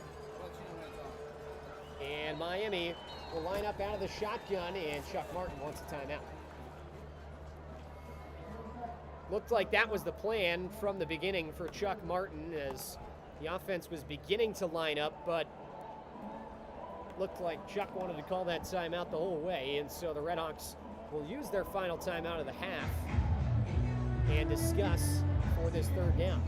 Last time Miami called timeout on a third down play, things resulted pretty good. A huge catch by Reggie Virgil on 3rd and 3 brought the RedHawks to the brink of the red zone before an eventual field goal.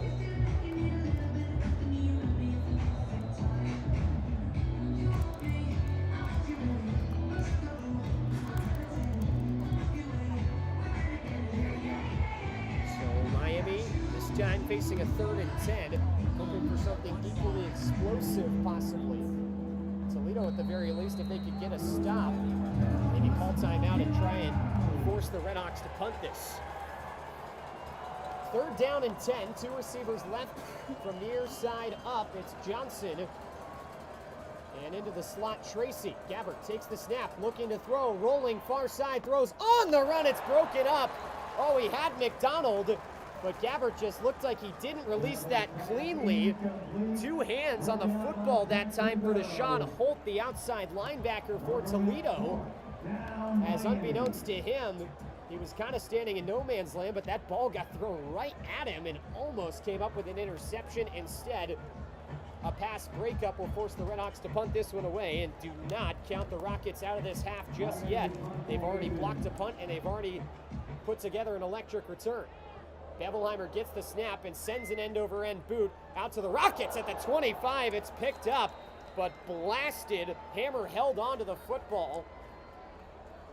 Jason Kendall probably wanting his return man to fair catch it there as he got caught and rocked at his own 25-yard line, but he did keep the football.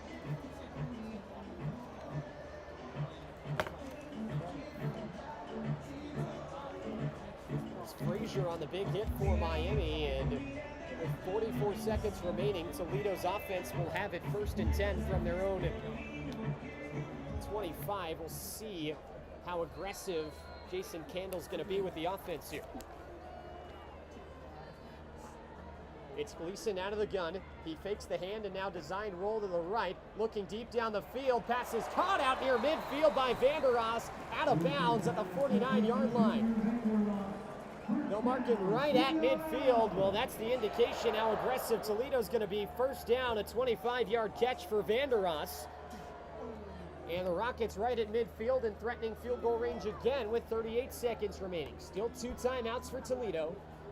Looking at probably about 20 or more yards, maybe a little extra to try and give their freshman kicker a shot. The snap is fumbled and Gleason just takes a knee as he scoops it up off the turf.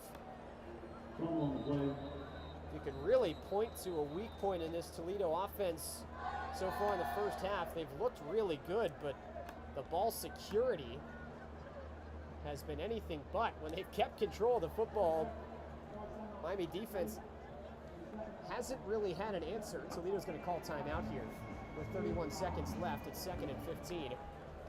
However, the Rockets have thrown 2 interceptions, both to Corbin Honshaw on drives that they were probably looking at points in.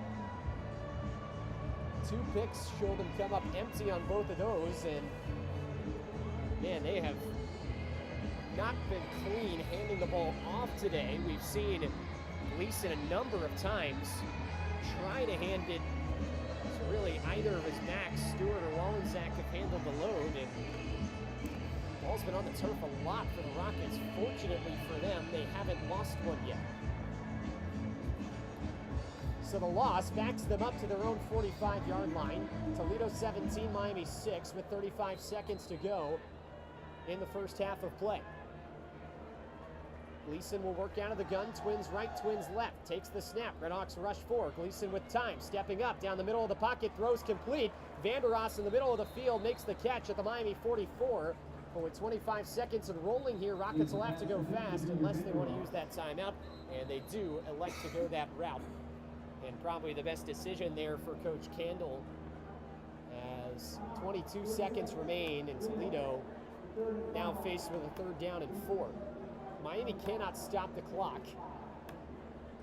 So if they do get a stop here, and the clock is moving. It'll probably just end up going to the locker room. Game clock has been reset by a few seconds. 25 seconds left on the clock now.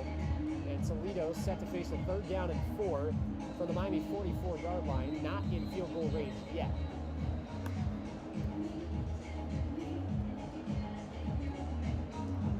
They lead it 17-6, and they'll get the ball out of halftime. Jason Candle's ball club that's played a pretty good half of football, hoping to maybe steal some extra points before the break.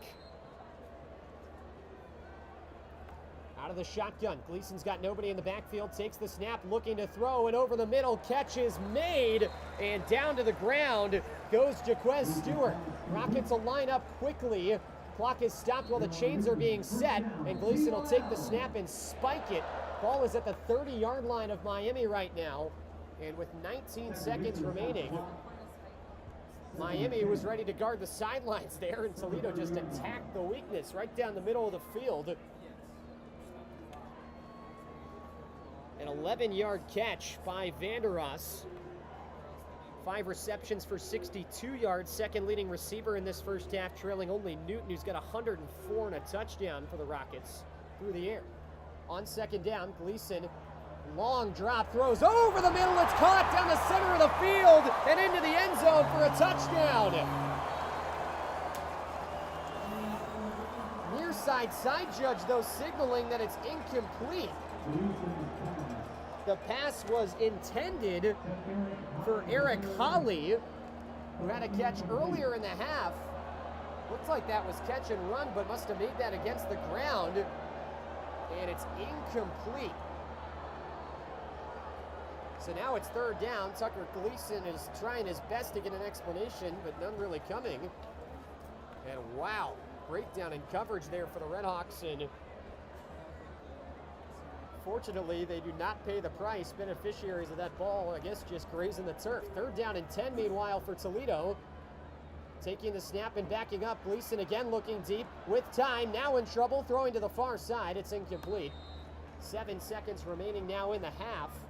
And the Rockets, facing 4th down, will have to try a long field goal. Wow, so near disaster there for Miami. That would have been a backbreaker to give up a touchdown before halftime. But instead, Dylan Cannon will come out and attempt a career-long field goal. He is 1 for 3 from 30-plus this year. His season-long 41 for the true freshman from Phoenix. Ball down the center of the field. This is from 48 yards out. Hold is clean. The kick is up. It is hooking. It's got the leg, though, and it is good with room to spare for the freshman kicker from 48 yards out. Toledo re-extends the lead with 3 seconds to go. It's Rockets 20 and Miami 6. At the end of the half, might as well try it there. Just lean into one, and again, that ball was hooking towards that left upright, but Cannon played the slice and had plenty of extra leg on that kick. He just barely snuck that inside the left upright we see on replay. Distance-wise, that was probably good from around 53, 54 at the very least. 3 seconds remain. Rockets will have to kick this football off from left to right, and they've restored their lead to 14 and will get the ball out of halftime. Things to work on for Miami, but they have had their fair share of breaks in this first half, and especially after the position they were looking at about 10 minutes into this game. Not the worst thing in the world to be down 14 at halftime after the RedHawks went down 14-0 quickly, thanks to 2 short fields for the Rocket offense. Cannon will squib this down on the ground, and the RedHawks will pick it up.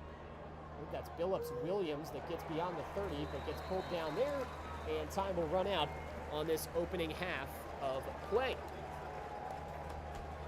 So, after 30 minutes here for the Glass Bowl, it's Toledo 20 and Miami 6. It's a disaster start for the RedHawks as They saw Toledo start from inside the RedHawk 40-yard line on their opening 2 drives, but a couple of interceptions for Miami at clutch points in this first half by Corbin Hondrew kept Toledo off the board, and the RedHawks down 2 scores headed into the break.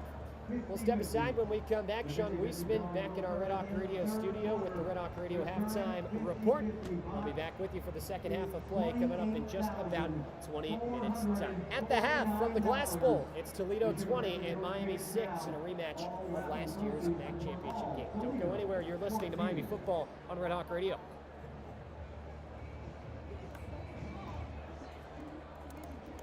Here at the University of Toledo, you have the power to do more of what makes you you. Unique learning experiences.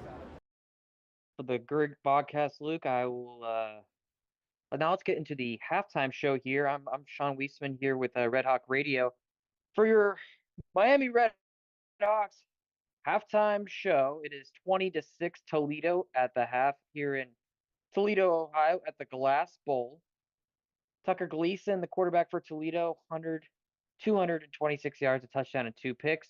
Not a lot of running the ball, just 4 carries, 15 yards for the leading rusher for Toledo today, Jacquez Stewart. And run defense, like I mentioned at the beginning of the show, at the pregame show, was outstanding, but unfortunately, it's been the pass defense that's been getting absolutely torched. Brett Gabbert on the other side of things, only 6 of 18 for 122 yards. Reggie Virgil with a big 51-yard catch towards the end of the half to put the RedHawks into field goal range, but unfortunately, it's not a whole lot else offensively, as 2 field goals to show for it, and a really nice field goal at the end of it for Toledo makes it a 2-possession game. The receiving, like I mentioned, for Toledo has been outstanding. At the beginning, first 20-25 minutes were outstanding. They held the dynamic duo of Junior Vander Ross III and Juwan Newton to just 4 catches for about 40 yards. However, after that, it just went completely downhill, as 12 catches now between the two for over 160 yards. Tucker Gleason, like I mentioned, got a touchdown on 27 attempts and 226 yards passing total. And it's just been tough for the Miami RedHawks. Now let's go to some scores around the country, as Miami RedHawks were in the middle of a very busy window. We'll start with scores around the country, with Ohio State up just 7-0. A couple timely turnovers for Iowa has made this a very tight contest, despite Iowa not scoring a point in typical Iowa fashion. Additionally, Georgia only up 14-3 at the half against Auburn. Carson Beck with 124 passing yards on 14 of 16 completions. Ole Miss, with about 30 seconds left, just scored a touchdown to take a 17-3 lead against South Carolina. Jackson Dart, 200 passing yards already just in the half. Indiana also up, number 23 Indiana, up against a familiar foe for Miami Northwestern, 17-10. The 23rd ranked Hoosiers in Curtis Rourke throwing a familiar foe as well for the RedHawks, who former Ohio University quarterback, throwing just under 200 yards on 14 of 18 passing. Additionally, we have Alabama down 20-7. We'll need to keep a very close eye on that. Jalen Miller just 3 of 6 for 78 yards and a pick, with a pick 6 as well for Vanderbilt, catapulting the 2-2 Commodores to a 13-point lead, despite their quarterback Diego Pavia throwing just 56 passing yards. Later tonight, we have Clemson and Florida State at 7 p.m., which could be potentially interesting depending on the Florida State quarterback situation. Florida State's DJ Ugalele is projected not to start, though, former Clemson quarterback, so unfortunately a rematch of his former team will not occur. Additionally, 21st ranked Boise State and Heisman frontrunner Ashton Jeanty, the running back, who has 82 carries on 845 yards and 12 touchdowns, take on the Utah State Aggies. The Aggies are just 1-3. Boise State, 21st in the country, 3-1. Tennessee, the Volunteers, will take on Arkansas in Fayetteville, as Arkansas hopes to get to 4 wins after a tough loss to Texas A&M. Arkansas's only losses, by the way, have been close losses, a team that was projected to be towards the bottom of the SEC. Michigan, a 1-point underdog to Washington, who just lost to Rutgers in 21-18 fashion, with the 10th ranked Wolverines going to Seattle against new head coach Jed Fish versus new head coach Sharon Moore. This will be a rematch of the 2023 national championship, a game in which Michigan obviously won. 7:30 tonight, USC will play. The 11th ranked Trojans will play against the Minnesota Golden Gophers. USC, an 8.5-point favorite here against the team, but they will be going to Minneapolis, away from their sunny confines in Southern California, LA, and will have potentially significant challenge against a very scrappy PJ Fleck Minnesota team. The other ranked games for tonight: Baylor and Iowa State, 7:30 as well. Iowa State 4-0, Baylor 2-3 with Coach Dave Aranda potentially on the hot seat, but Iowa State a 12-point favorite playing at home. The only other ranked game on the docket is California and the Calgorithm playing against 8th-ranked Miami. Cam Ward, also a potential Heisman front runner, with 18 touchdowns, 4 interceptions, 1,800 passing yards, and leading the country in QBR. The other ranked games that have already happened today, we had SMU, the minor upset of Louisville. The 22nd ranked Cardinals are now 3-2. SMU 5-1 with their only loss coming to BYU, a BYU team that has surprised a lot of folks and is 17th ranked in the country now. That's it for the ranked games. Outside of the ranked games, though, we have some action that has transpired as we've been here in Toledo, with Western Michigan up 45-42, over Ball State, although Ball State was able to just score a touchdown and hoping to onside and potentially get the ball back. Bowling Green and Akron have just started the third quarter, as Bowling Green is up 17-10 over the 1-4 Akron Zips. Connor Basilick, 17 of 19 for 184 yards, and potential first-round pick tight end Bowling Green. For Bowling Green, Harold Fannin Jr., 7 catches for 108 yards. He is electric. Earlier scores today: Northern Illinois beats future MAC opponent foe Massachusetts. Northern Illinois with a 21-point fourth quarter to storm back against the Minutemen to get a 34-20 victory. Northern Illinois now 3-2, Massachusetts 1-5. And that'll be it for us for now. We'll take a quick break.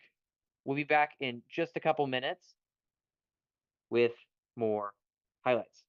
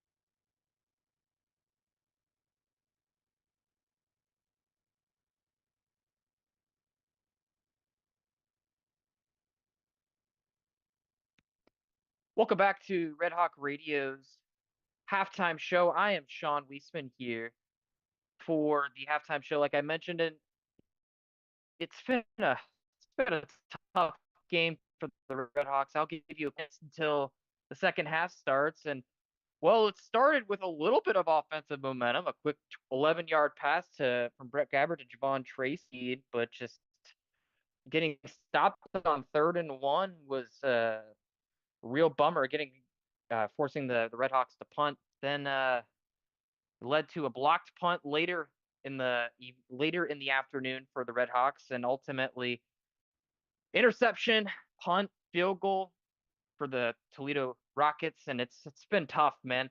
This is a very good Toledo squad, and it has been not easy by any stretch of the imagination for the Red Hawks. Additionally, there was a couple other big plays, including an interception from Corbin Hondrew, his number, not one, but two of them, in fact. He has had Tucker Gleason's number.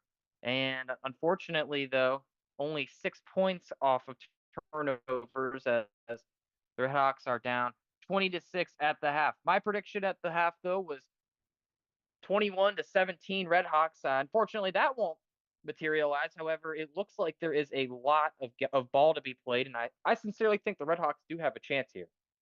For starters, like I mentioned, Toledo has been turning the ball over with Tucker Gleason throwing 2 picks. I would look for Tucker Gleason to be somebody more who's running the ball a little bit in the second half, especially as the game winds down. He's a little bit of, like I mentioned in the beginning of the show, the pregame show, he is definitely a runner. He hasn't really shown that today, nor has the entirety of the Rockets squad with just 18 carries on 24 yards. However, Tucker Gleason does have a rushing touchdown, but it's been tough sledding in that regard. Same thing for the Red Hawks, though. The Red Hawks, 13 carries, 44 yards, only 3.4 average carry, and the longest run was only 11 yards after Keon Mosey broke off not one but two massive runs for 30-plus yards apiece.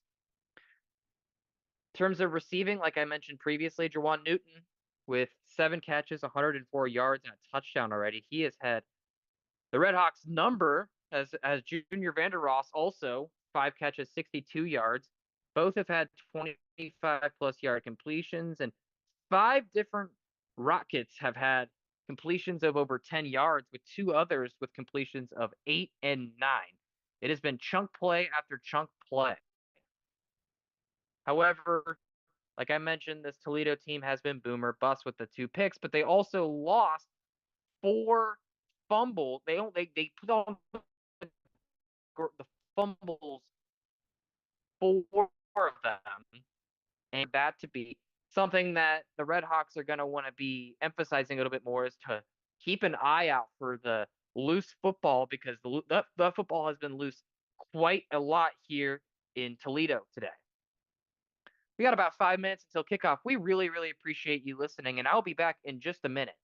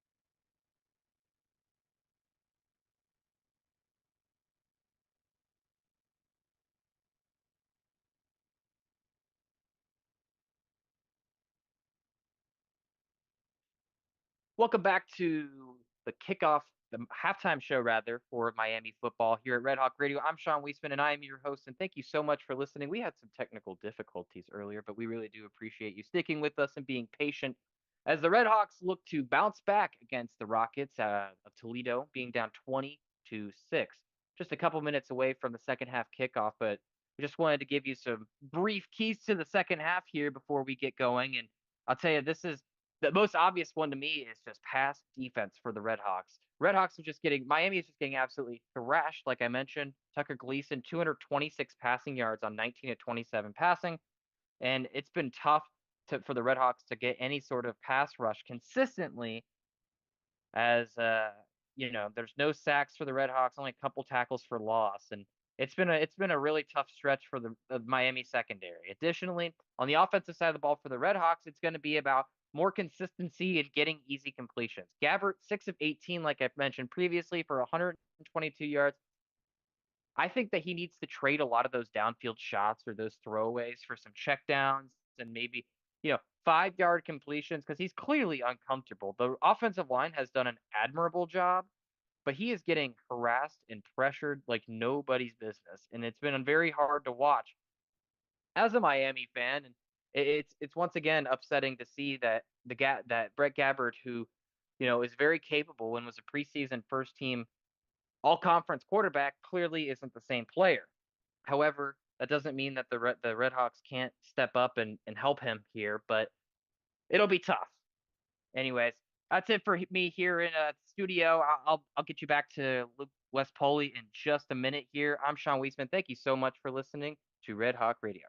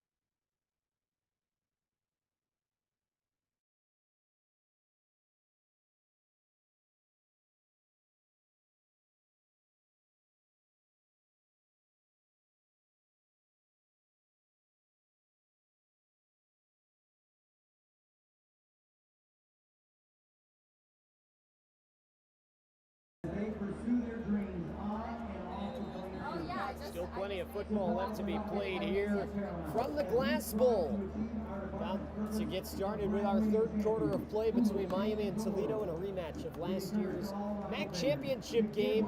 Rockets had the edge in last year's regular season meeting between these two teams. And again, at the half, they lead the Miami RedHawks by a 20-6 score. And the Rockets will get the second half kickoff coming up here momentarily. Wes Poley with you here on Red Hawk Radio.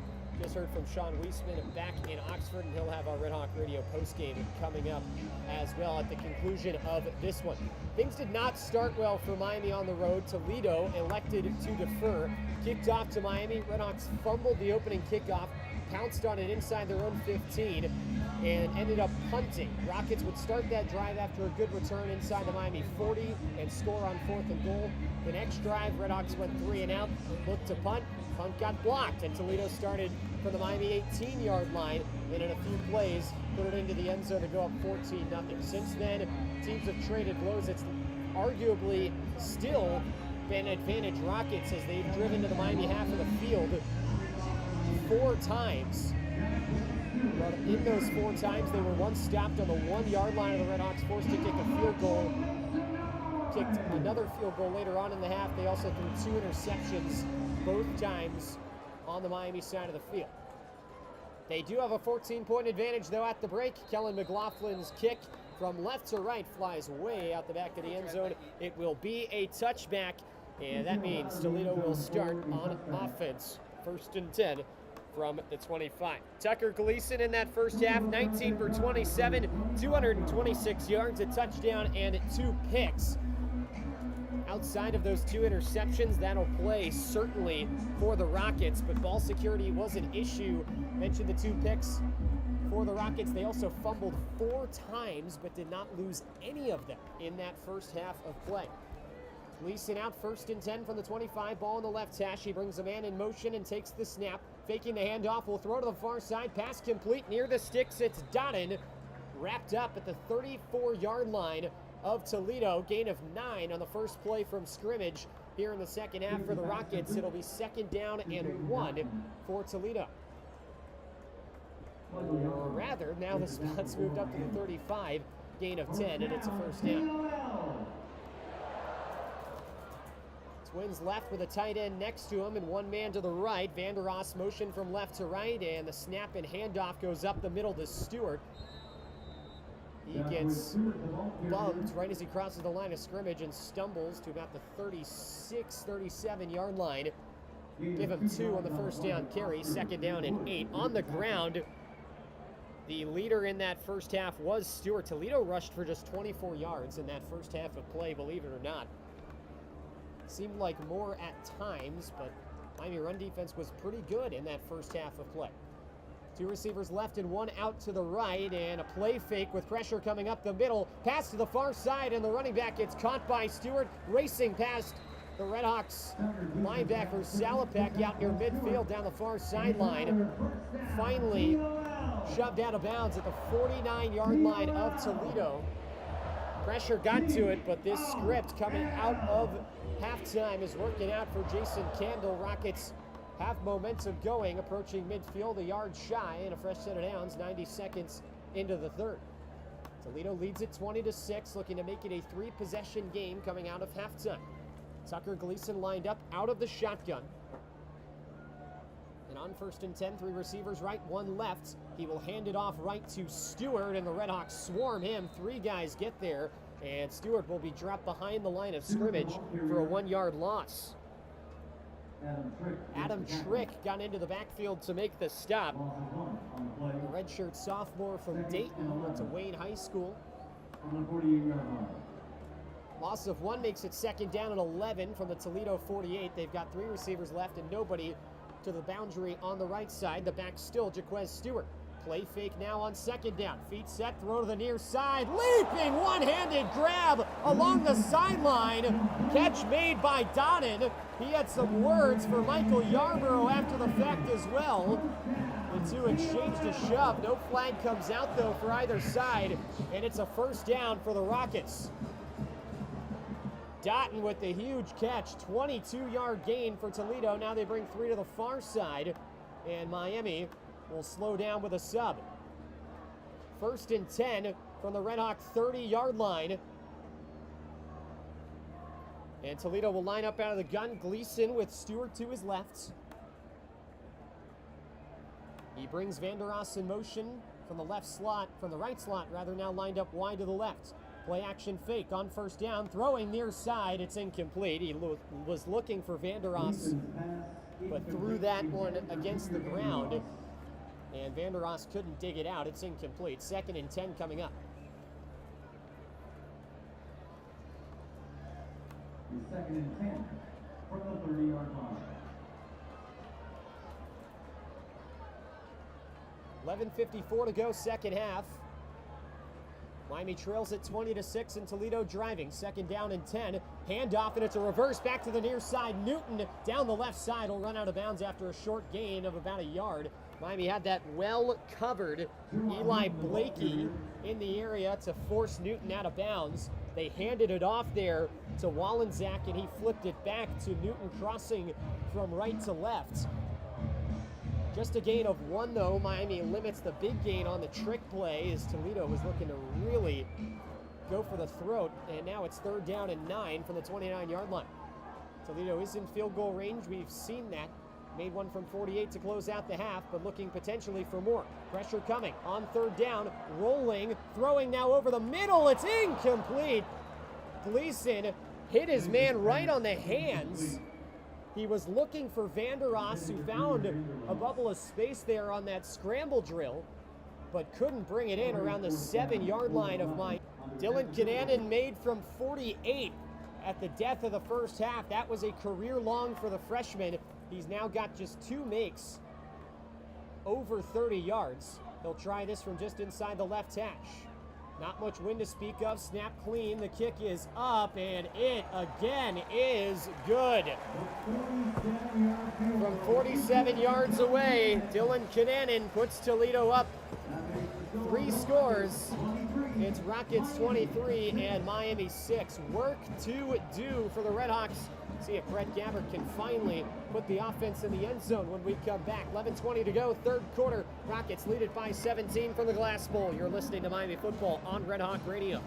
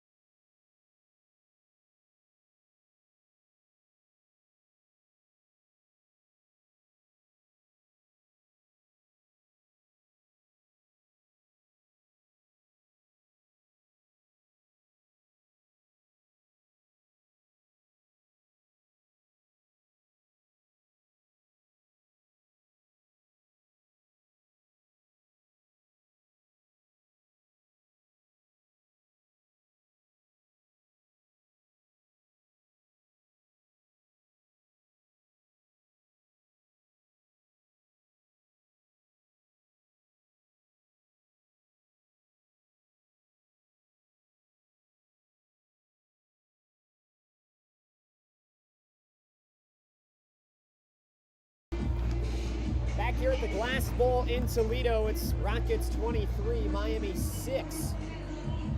From the northwestern part of the Buckeye State with Wes Poley with you here on Red Hawk Radio for some Week 6 action between the RedHawks and Rockets. Opposite records, and Toledo with a 17-point advantage to this point in the game. Most recently, a 47-yard Dylan Kinanen field goal.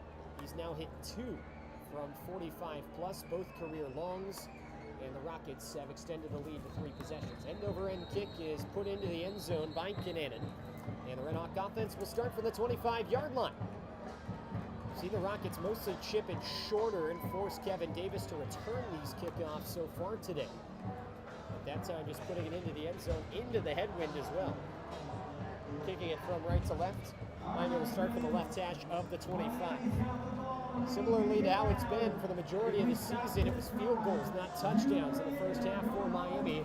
Offense didn't look bad by any means, but continuing to stall out on the Toledo half of the field. Gabbert out of the gun with 2 receivers left and 1 to the right. Now motions a man tight to the line and hands it off left side. Mosey shuffling his feet, making his way forward to the 29. Positive pickup of 4 yards for Keon Mosey, who's seen a healthy dose of carries. That's his 9th. Now Miami's leading rusher up to 38 yards in the game. Gain of 4, it's second down and 6 as we cross the 4-minute mark, second half.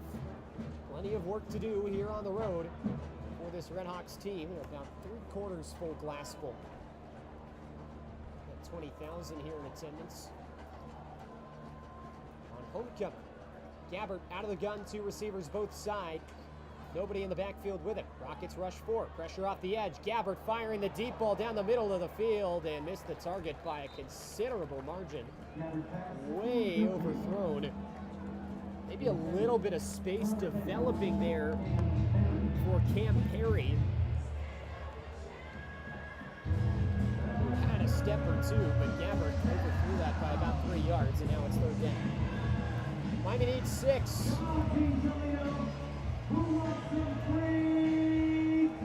RedHawks were 3 for 9 on third down in the first half. 3 receivers right, 1 to the left for Gabbert. Locks eyes with his head coach Chuck Martin on the sideline. Signal caller standing right next to him as well. Gabbert gets the snap. On third down, pressure coming off the edge, and he's sacked.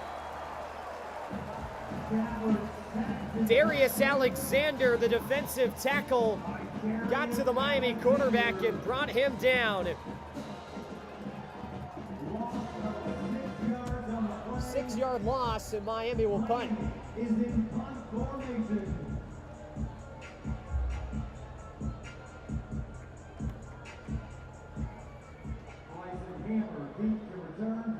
Bryson Hammer back deep to return. Bevelheimer handles the snap. Toledo does not bring pressure this time. A sky-high spiraling kick sends Hammer backward, waving for a fair catch and making it at the 22-yard line. Very strong punt that time. 55 yards, I believe, there for Alec Bevelheimer. Booming kick. And Toledo will start 1st and 10 from their own 22. They now lead at 17.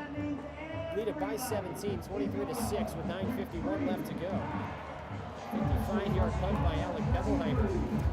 This forces the Rockets again to deal with a full field. Miami defense has got to get a stop. They have not shown ability to do that today outside of the couple turnovers they forced Toledo into.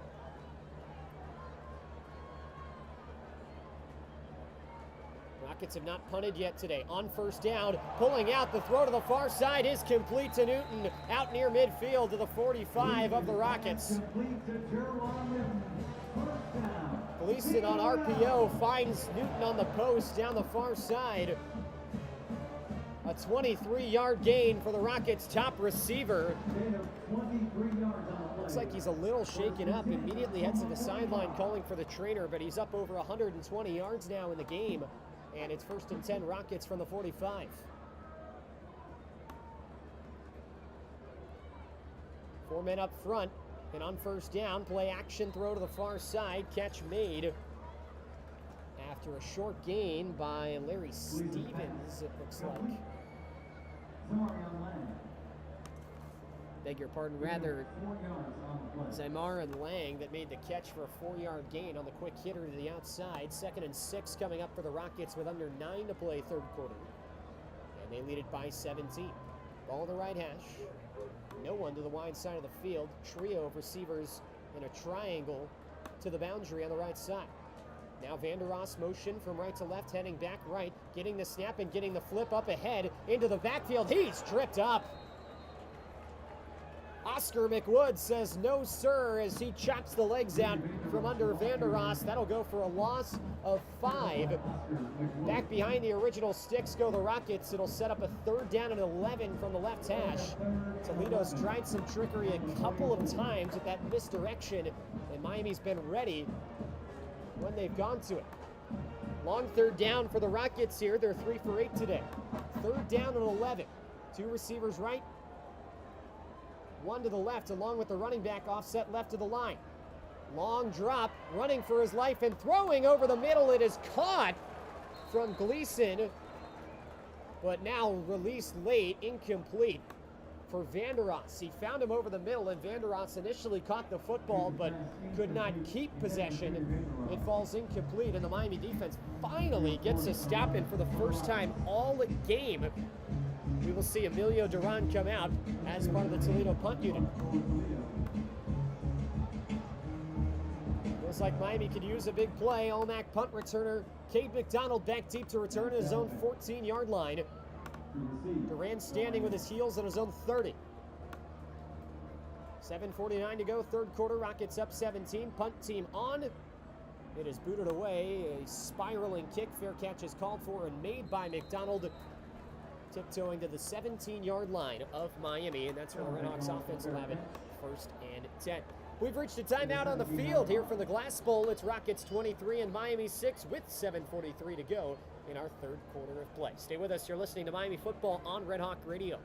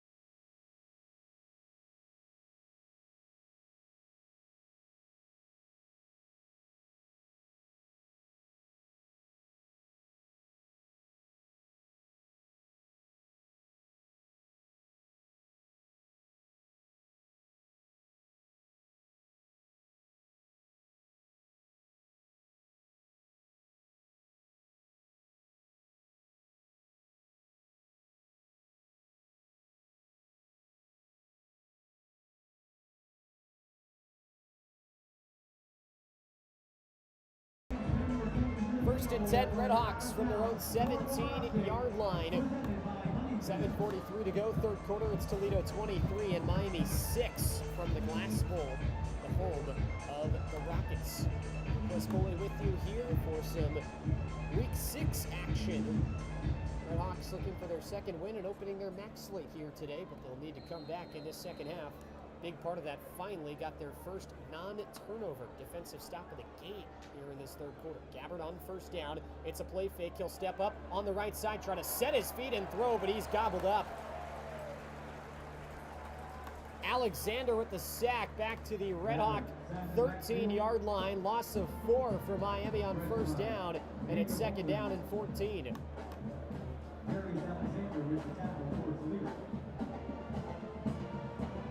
Gabbard now 6 of 19 through the air. Just has not had the necessary time to get through his reads the majority of the time today. Trying to extend that play with his legs, but fortunately for the RedHawks went down for a loss. Second and 14, and Miami will hand it off left, and maybe some room to run around the edge for Brunson. Back to the original line, flag coming in down the left side. For the moment, it goes to the 20-yard line, but this might come back for Miami as there will be a 7-yard pickup to set up 3rd and 7 from Brunson.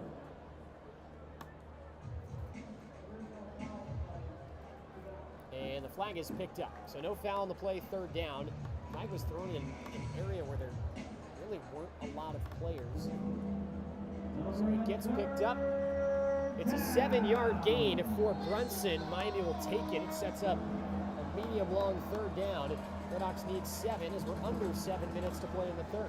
3 receivers to the right and 1 to the left. It's Perry, Tracy, and McDonald from far to near on the right side. Solo man out left is Virgil. Gabbard takes the shotgun snap. Rockets bring pressure. Gabbard zips it far side. Catch made. First down to the 30-yard line. Reggie Virgil makes the grab. And Miami moves the chains out to the 32-yard line. Pickup of 12 on third down and 7.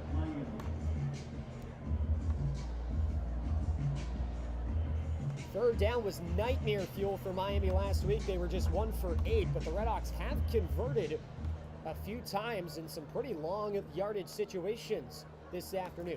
Fresh set of downs from the Miami 32. Ball on the left hash for Gabbert in the gun. Again, same formation with 3 right, 1 left. This time a back in the backfield. Gabbert gets the snap and hands it to him. It's Kevin Davis around the edge, but he is tripped up. Trying to get to the perimeter. Emmanuel McNeil-Warren, the safety, got there to make the tackle. Edge was not set for Miami. It goes for no gain. 2nd and 10 coming up.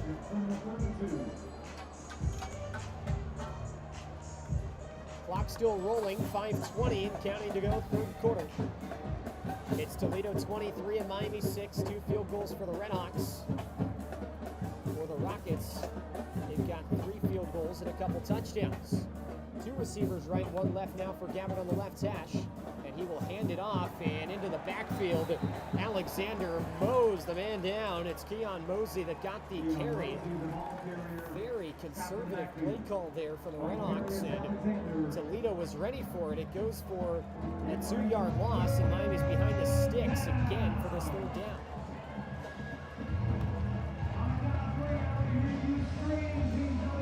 Second series on this drive. RedHawks behind the sticks. Got a 12-yard gain on the last third down. They'll need another. 1 receiver to the left and 3 to the right for Gabbert. He's got a man in the backfield with him. To his right. Gabbert gets the snap with blockers, extra pressure, throwing near side. Caught by Javon Tracy, but he's short of the sticks. And Tracy is driven back. Got to the 40-yard line where forward progress will stop him, but that's 2 yards shy of what Miami needed. There's a Rocket that was slow to get up and also lost his helmet. That is Braden Alls, the nickel for the Rockets. So he will get up quickly, though, and get off under his own power. We had a brief timeout, but Miami will have to punt this with just over 4 minutes to play in the third quarter.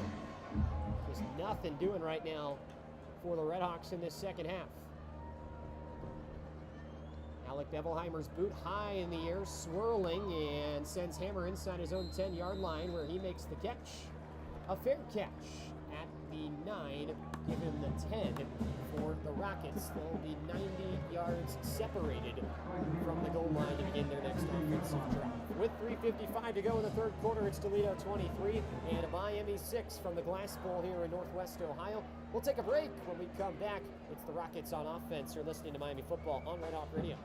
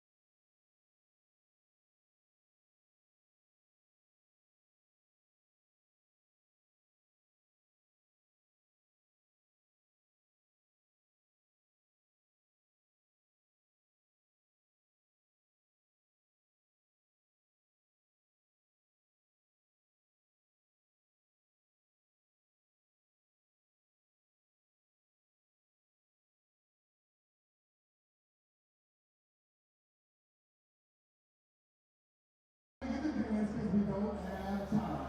See you next week. 3:55 to go, third quarter. Rockets taking over on offense, leading by 17 after the punt of 50 yards by Alec Bevelheimer. Toledo pinned at their own 10-yard line. That's where the Rockets have it, first and 10.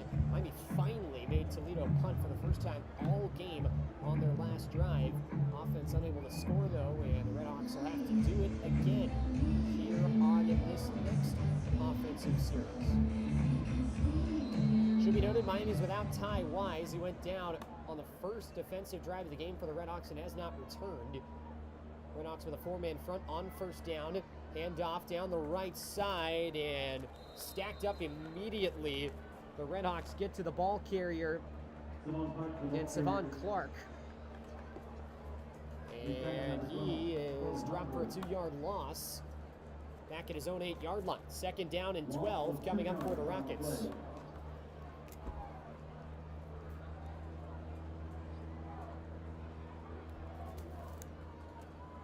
Toledo breaks the huddle, twins right, and one man to the left, and now Zeros will split out further wide to the right in one-on-one coverage. Play fake and a design roll into his end zone. Gleason tucks, runs to the far side, outside the 10. Hundrew shoves him out of bounds after he gets a few yards past the original sticks. Up to the 13-yard line, it's a gain of 5. And we'll set up a third down and 8 for the Rocket offense from their own 13-yard line. Third down and 7. Clock moving, 2:55 to go right now in this third quarter of play with the Rockets up 17. Miami desperately needs a stop here. Toledo 3 for 9 on third down today.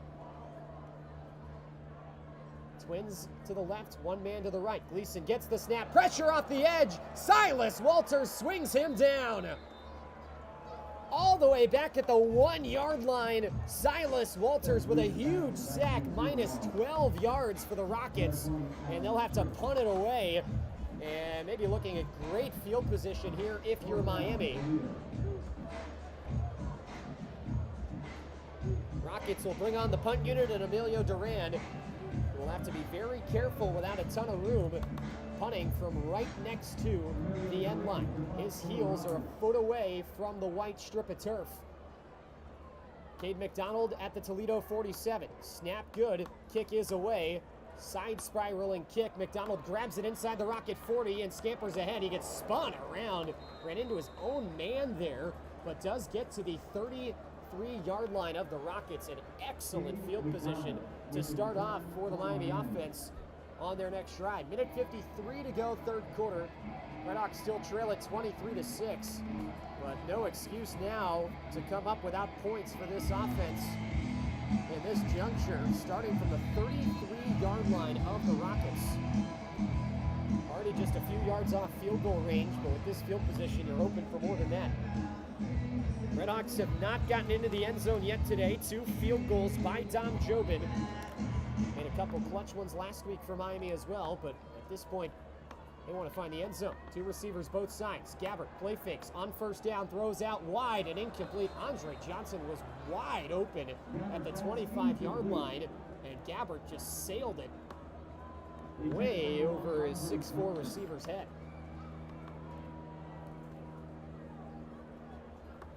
We've seen a couple of times that medium range game for Gabbert. Throws haven't exactly been on the money. And an unfortunate one there for Miami as Gabbert had time.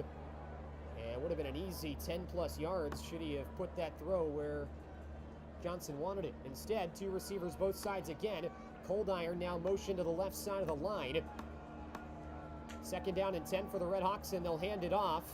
And Brunson down the left side, falling sideways to the 31-yard line. Pickup of 2 yards on second down and 10 for Brunson. He, along with Keon Mosey, have shared Dylan Downing's share with Downing out this week.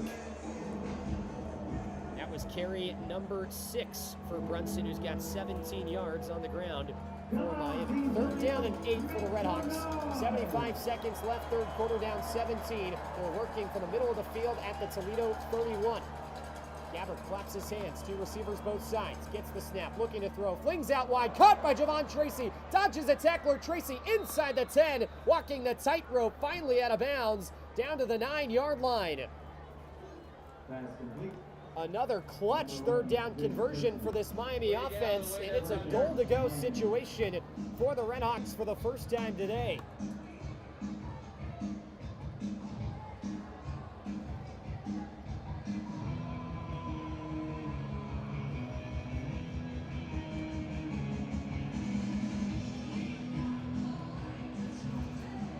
Rather, second time RedHawks have been inside the Toledo 10. They've got it first and goal from the 9. Clock moving, 33 seconds to go in quarter number 3. Gabbert takes his time, now a loud clap and the snap. Dishes it out. Kevin Davis has a clear path to the end zone, diving for the pylon. Touchdown, Miami! Kevin Davis, the 9-yard catch in the screen, and the RedHawks are back in it with 24 seconds to go in the third quarter. Miami has cut it back to a 2-possession game. PAT pending. It's Rockets 23, Miami 12. 4 plays, 33 yards. The clutch third down conversion as Javon Tracy made the big catch for Miami. Kept the drive alive. Allowed the RedHawks to go for 6 rather than 3. Capped off by the Kevin Davis touchdown. On for the PAT. Dom Jobin knocks it through. And the RedHawks have trimmed the lead to 10. With 24 seconds to go in this third quarter. Absolutely needed that one. RedHawk defense clutches up a big sack on third down by Silas Walters. Push the Rockets from their own 13 back to their own 2-yard line. And after the punt and good return, Miami took over from the Rocket 33. And similarly to what Toledo did to Miami on their opening drive of the game, Miami with the short field makes the Rockets pay, putting up 7 on the board. And right back into this one with 24 seconds left to go. Defense starting to build a little bit of mojo here. They'll need to get another stop. RedHawks set to boot this one away, left to right, back to the Rockets with just under 30 seconds to go in quarter number 3.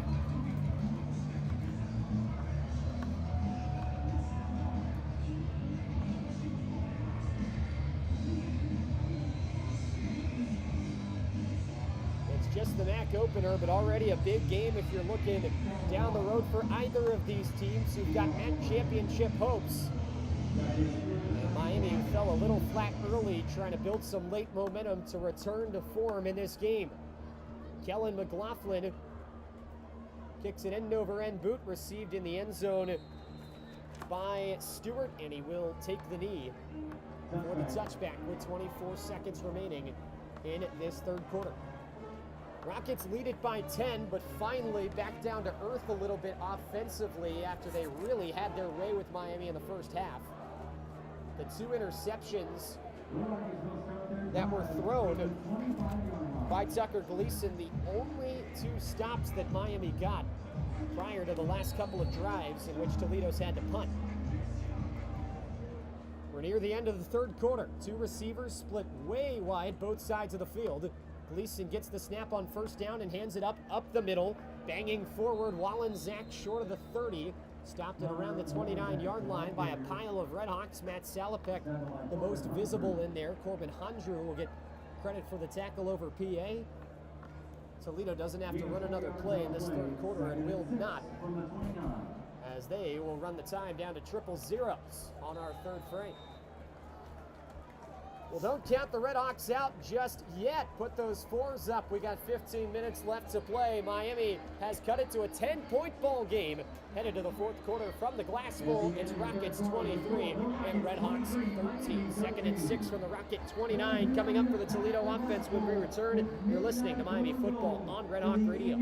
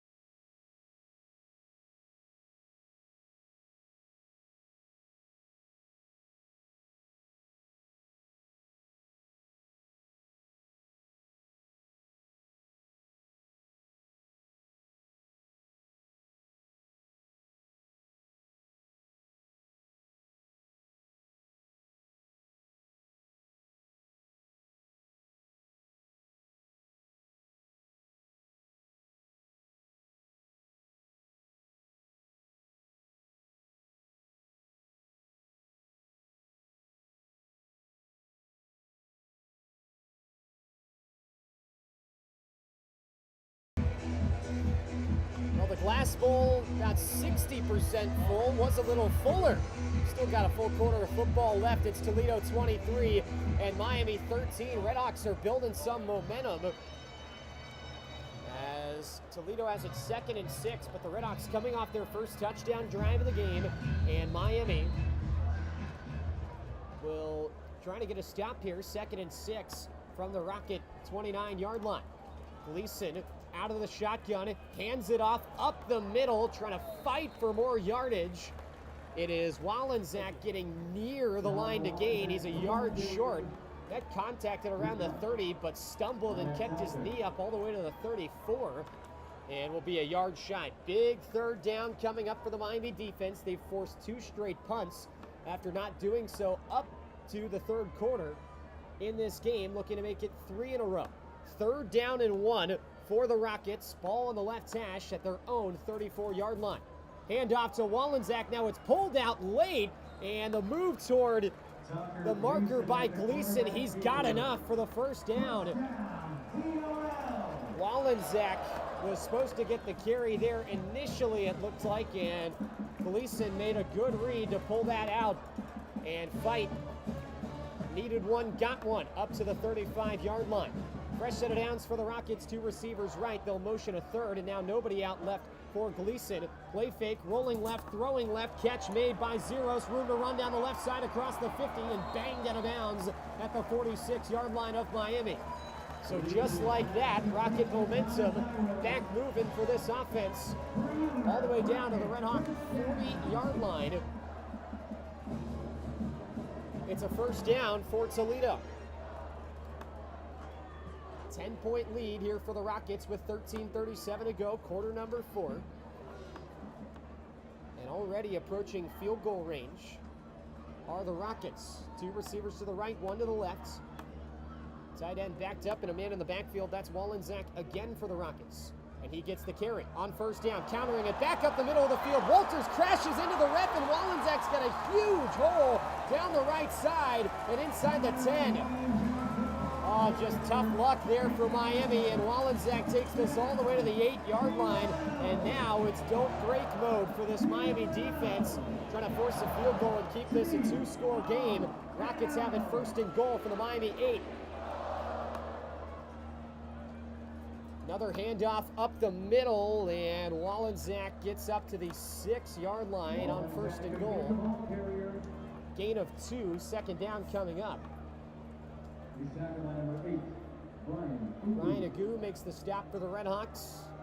Just over 12.5 to play in regulation time. Toledo trying to punch it into the end zone and answer the Miami touchdown.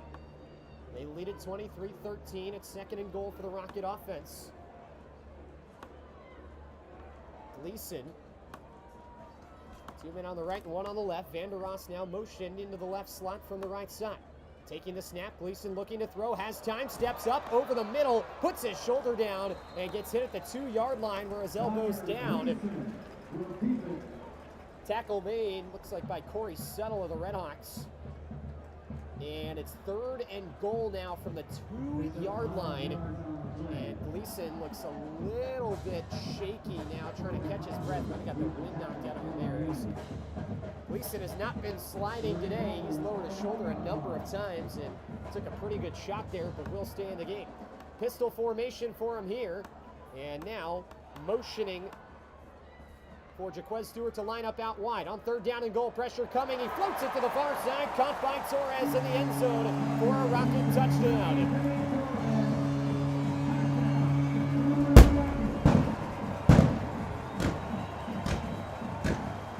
Just a tough one to take for the Miami defense. Couldn't get off the field on 3rd down early on in that drive, and the Rockets end up going all the way down the field to score. They answer the bell of the Miami touchdown and back up 3 scores now if they could hit the extra point. 29-13 our score with 11:32 left to play. Kunanen for the PAT, and he drills it. Back to a 17-point ball game, and a brutal blow to the Miami defense there to give up 6. It's Rockets 30, RedHawks 13, 11:32 to go in quarter number 4. We'll take a break from the Glass Bowl. We'll be back after this. You're listening to Miami Football on Red Hawk Radio.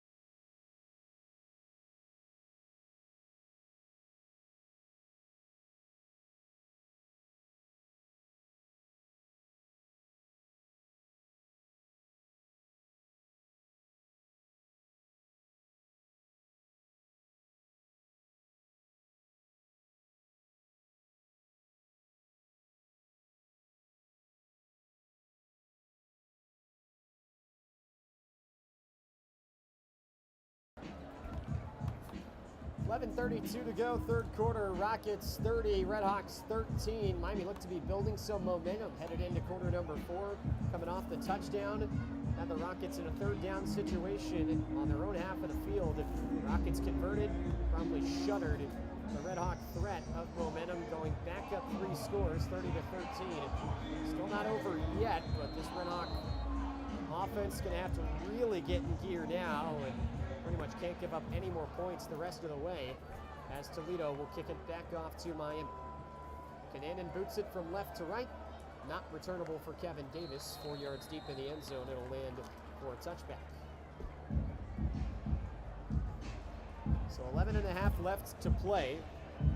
Miami offense in spurts today has been good. There have been some points where they've been a little off rhythm. Brett Gabbert has been under some pressure throughout the game that's forced him to throw it away a lot. He's 10 for 24 through the air, 175 yards and a touchdown, but completing it at just 42% right now.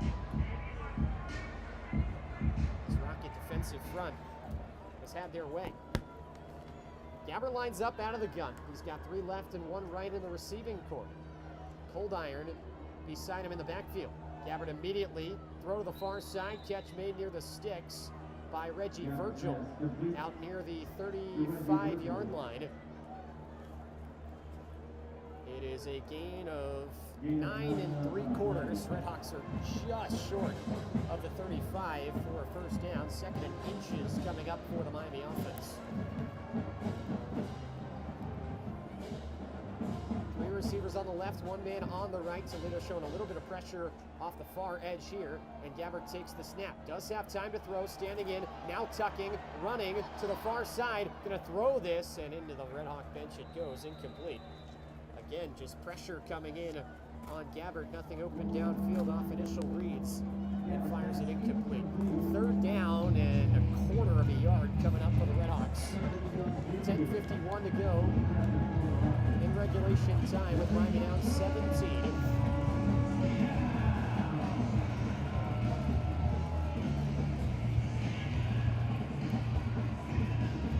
Hawks will bring out 3 receivers on the left side and 1 on the right.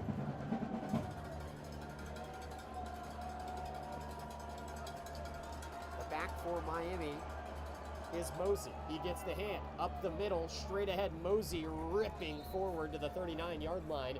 Plenty enough for the first down for the RedHawks. Mosey gets 5 on 3rd and inches, up to the 39 now for Miami. 1st and 10, they move the chains. Clock rolling with 10:32 to go, 4th quarter.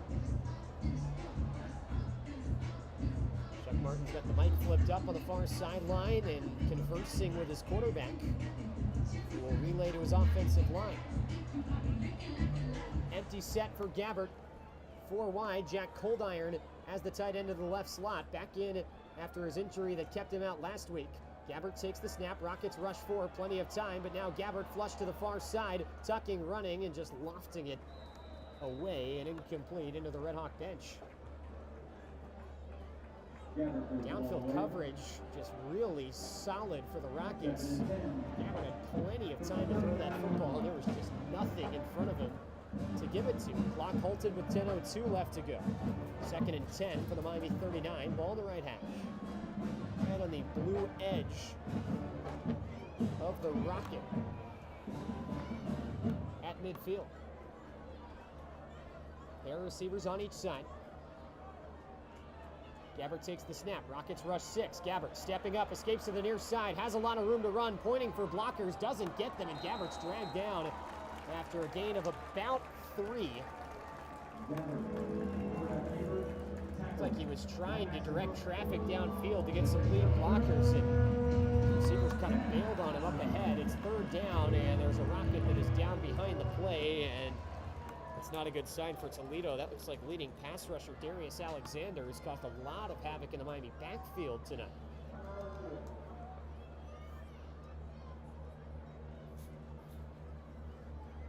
So he will get tended to, and that brings us to a timeout on the field, and we will take the timeout as well. With 9:42 to go in the 4th quarter, it's Toledo 30, Miami 13. Big 3rd down and 6 coming up for the RedHawks, who are approaching midfield when we come back. You're listening to Miami Football on RedHawk Radio. Stay with us.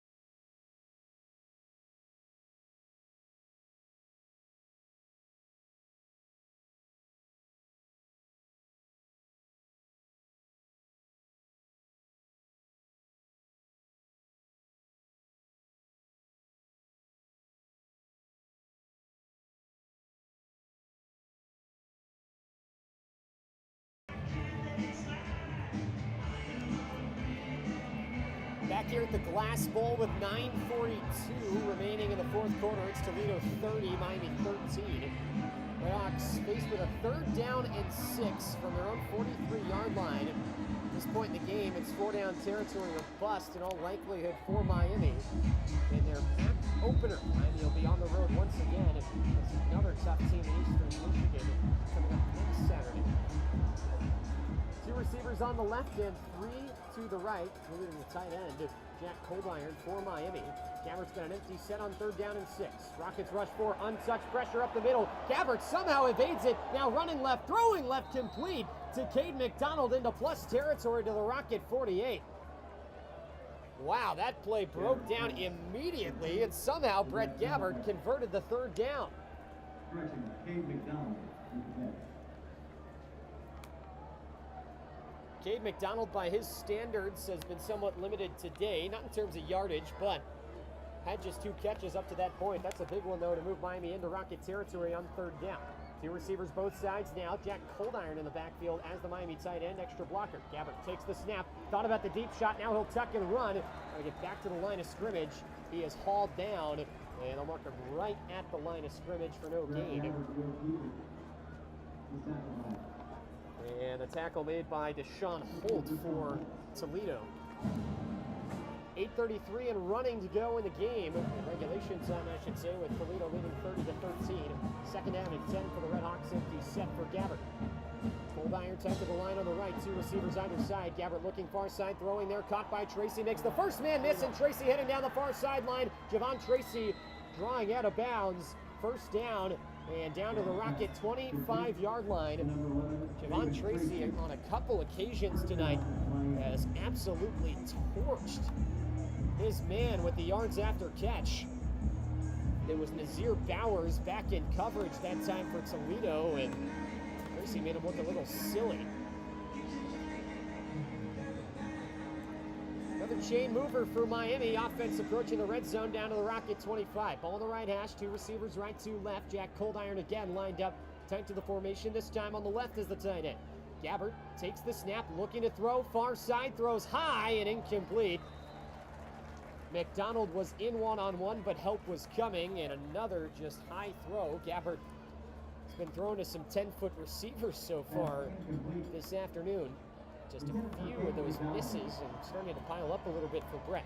Incomplete at 2nd down and 10 with 7:38 to go in regulation. Toledo still leading by 17. Miami is within field goal range. Again, looking for 6 at this point in the game in all likelihood. 2 receivers both sides. Gabbert gets the snap, throws to the exterior. Catch made around the 20-yard line by McDonald. He is thrown out of bounds off a good tackle by Braden Alls, who's back into the game after he was a little shaken up earlier on. Gain of 5 for Miami. 3rd down and 5. Now coming up from the Toledo 20-yard line.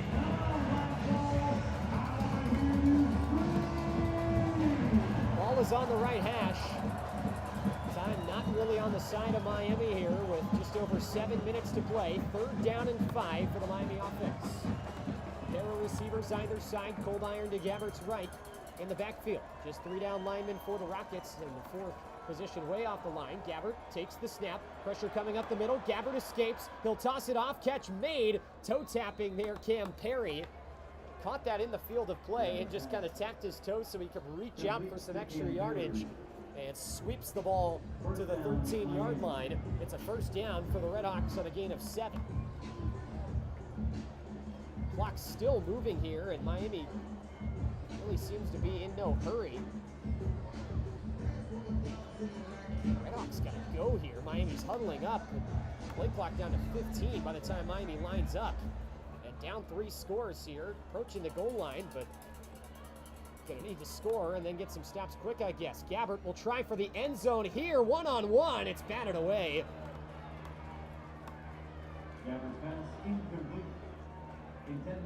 He was eyeing up Reggie Virgil. Good coverage provided by Avery Smith. Toledo's top defensive back. There was some hand fighting between the two, but pretty equal across both sides, and no flag coming out. Now Miami can really take their time with the clock stopped. The Hawks lost about 2 minutes of their own time in between plays on the last few sequences. Gabbert on 2nd down and 10 from the 13, takes a shotgun snap, looking over the middle as a man wide open, but he threw behind him, and it's almost intercepted but incomplete. on the goal line. Lurking back for the Rockets, it was Maxon Hook. Nearly sealed it in all likelihood for Toledo. The receiver over the middle was Javon Tracy, was wide open, and Gabbard just saw him at the last possible moment, trying to rush the throw and misfire. 3rd down and 10 for the Rocket 13. Redhawks down by 17 points with 6:04 remaining in regulation time. Gabbard up screaming in his line. Now brings McDonald in motion from left to right. McDonald will set in the right slot. Gabbard takes the snap, looking that way. Catch by McDonald along the sideline, leaping forward inside the 5-yard line.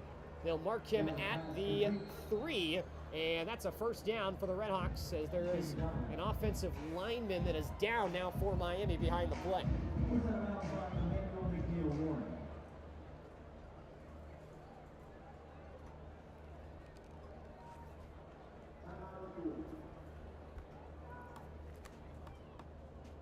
See who that is from here. We'll let you know when we come back. We got a timeout on the field. Redhawks got inside the 5, 5:58 remaining in regulation time. Miami will have it 1st and goal from the 3-yard line when we return, trailing at 30-13. Back to the Glass Bowl after this. You're listening to Miami Football on Red Hawk Radio.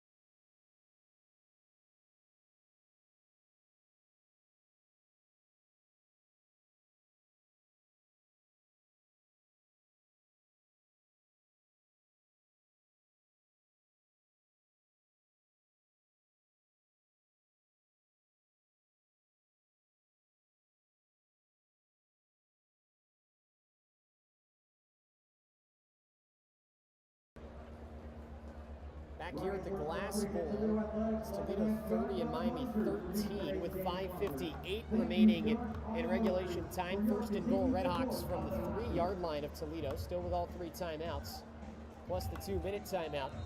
Gonna need to punch this in and get consecutive stops, it appears, for Miami. At this point in the game, the injured Redhawk that was down mistakenly called him an offensive lineman. It was actually Jack Coldiron, which is not a great sign for the Redhawks, as Coldiron, who was injured for the duration of last season after the season ender he suffered against Miami, Florida in the opening game, and then missed last week, back into the medical tent. Redhawks without him for this 1st and goal situation from the 3-yard line with the ball on the right hash. Big boys up front for the Redhawks. Kevin Davis is the back for Miami. Receiver on either side for Gabbard, who pulls, throws the quick slant over the middle of the end zone. It's pulled in by Javon Tracy. Touchdown, Miami.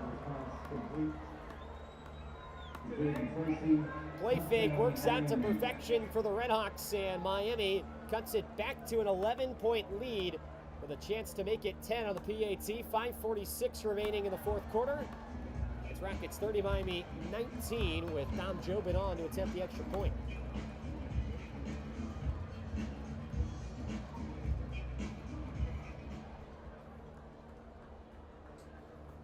Snap and hold clean, and Jobin splits the uprights on the PAT. 5:46 remaining in quarter number 4 from Toledo. Our score, Rockets 30, Redhawks 20. Now it's time to go play some defense for this Miami team. Running out of time, but hoping to make a quick stop. It's not up here. We've got a timeout on the field, so we will stay here right now. Redhawks will kick this one off back to the Rockets. Felt pretty good about the chances for this Miami defense to get a stop after what they did on consecutive drives late in that third quarter to get the RedHawks back into the game. They were down 10 headed into the fourth. Had a chance to get off the field early on that last Toledo offensive drive, though, and didn't. And then the Rockets put together a full drive to go down the field and score. That made it a 3-possession game. Miami's now brought it back down to 2, but they've lost about 9 minutes in the process.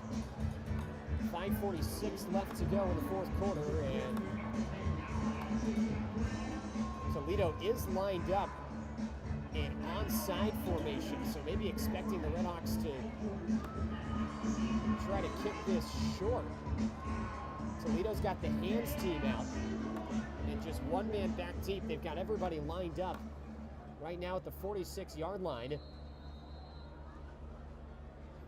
And it does appear that Miami's going to try to onside kick this. So they send a couple to the right side, and now we'll kick it left. Skipping ball that is picked up by the Rockets at the 43-yard line. So an early onside kick there for Chuck Martin, and down 2 scores. Would certainly be in the question for Miami. 5:45 left to go in this fourth quarter. RedHawks trail it by 10, and at this point you need basically 3 and outs anyway. And with the Rocket offense coming onto the field, just outside field goal range, if you can get stops on 3 straight plays, doesn't really matter, you're just losing out on field position. 5:45 left to go. Rocket offense back out. Good news for the RedHawks is that Toledo has just rushed it for 67 yards as a team on the game. They'll probably need to resort to a little bit more here down the stretch. And they do hand it off on first down to Stewart. Met in the backfield and pushed back. All the way back to the 45-yard line. Miami trying hard to rip that ball out. Good work by Stewart at the very least. Can't get back to the line, but did hold on to the football. Stop made on the play for the RedHawks by Oscar McWood.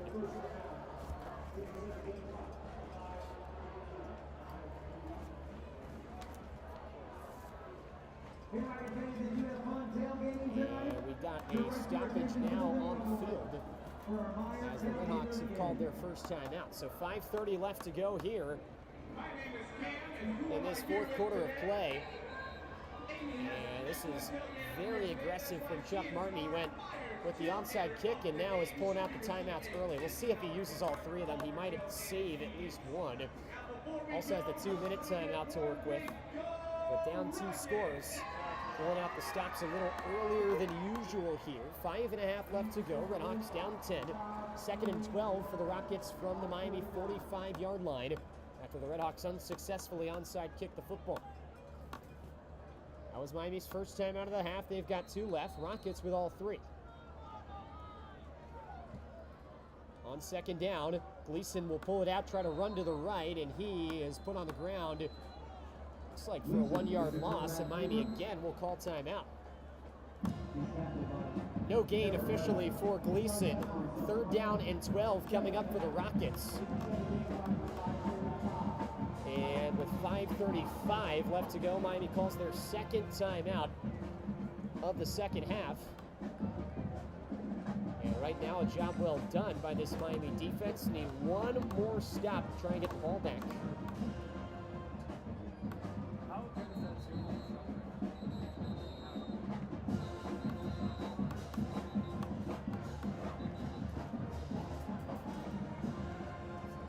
Ball on the 45-yard line of the RedHawks. Toledo coming back out on offense. They're going to start their max slate on the right foot coming out of the bye week. They've got a 10-point lead, 5:35 left to play. 3rd down and 12 for the Rockets with Gleason operating out of the gun. Might see him go to the air here with the Rockets behind the sticks. And he will. Back to pass. RedHawks bring pressure. Gleason stepping up. Now we'll try and run. He's bottled up at the 45-yard line. Chuck Martin immediately signals timeout, but it goes for no gain. And the Rockets will probably punt here. Facing 4th down and 12. Clock is still running. It's going to have to be reset, I believe. Chuck Martin is furious with the official on the far side.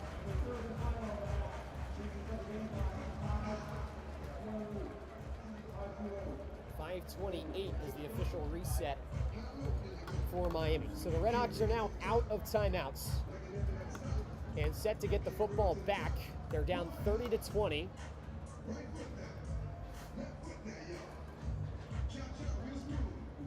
And again, still the 2-minute timeout to work with. So the RedHawks will have one clock stopper on their side. The question is now, can this offense score and can they do it quickly for the RedHawks? Cade McDonald will trot out. Emilio Duran will try to pin the RedHawks deep. Duran's first punt, a pretty good one, pinned Miami inside their own 25-yard line. His second one, though, saw a pretty sizable return by McDonald inside the Toledo 35. This time, McDonald waits at his own 10.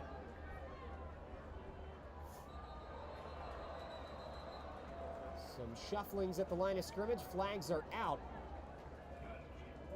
And it's a false start on Toledo.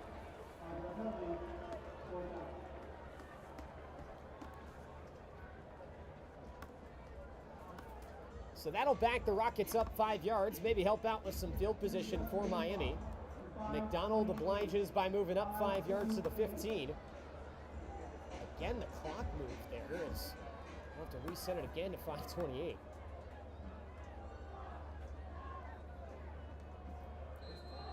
Duran on for the punt. And McDonald awaiting back on the left hash of his own 15-yard line. Knocks back to protect. Punt goes over McDonald's head. He will take it at the 8-yard line. Scamper to the outside, makes 2 men miss. Still going. McDonald outside the 20. Hop step to the 25 and pushed out of bounds there. RedHawks wanted an extra 15 with a flag. Won't get it on a hit that came about right as McDonald was headed out of bounds. But a pretty good return there of about 18 yards by Cade McDonald. They'll give him the 27, so called a 19-yard return for Cade McDonald.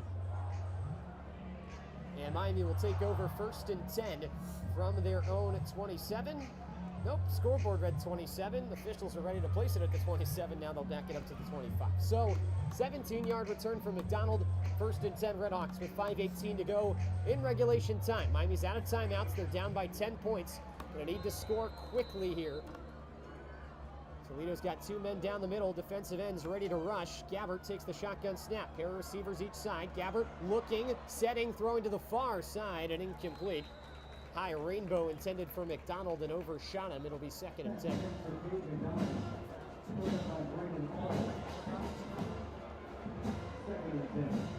5:12 left to go. 2nd down and 10 for the Miami offense. Gabbert on the day, 17 for 37, 241 yards and 2 touchdowns. Can he put together a drive that could get Miami within 3 and maybe give him an outside shot at doing what they did last week? Gabbert takes the snap on 2nd down, fires over the middle, caught by Tracy, running across the field, right to left. Beyond the 35, gets to the 38, 39-yard line. They'll mark him at the 39. That's a pickup of 14 for Javon Tracy, and he got out of bounds, but the clock will move. Now with over 5 minutes left to play, it moves under 5 minutes left to go. And the RedHawks have a fresh set of downs to work with.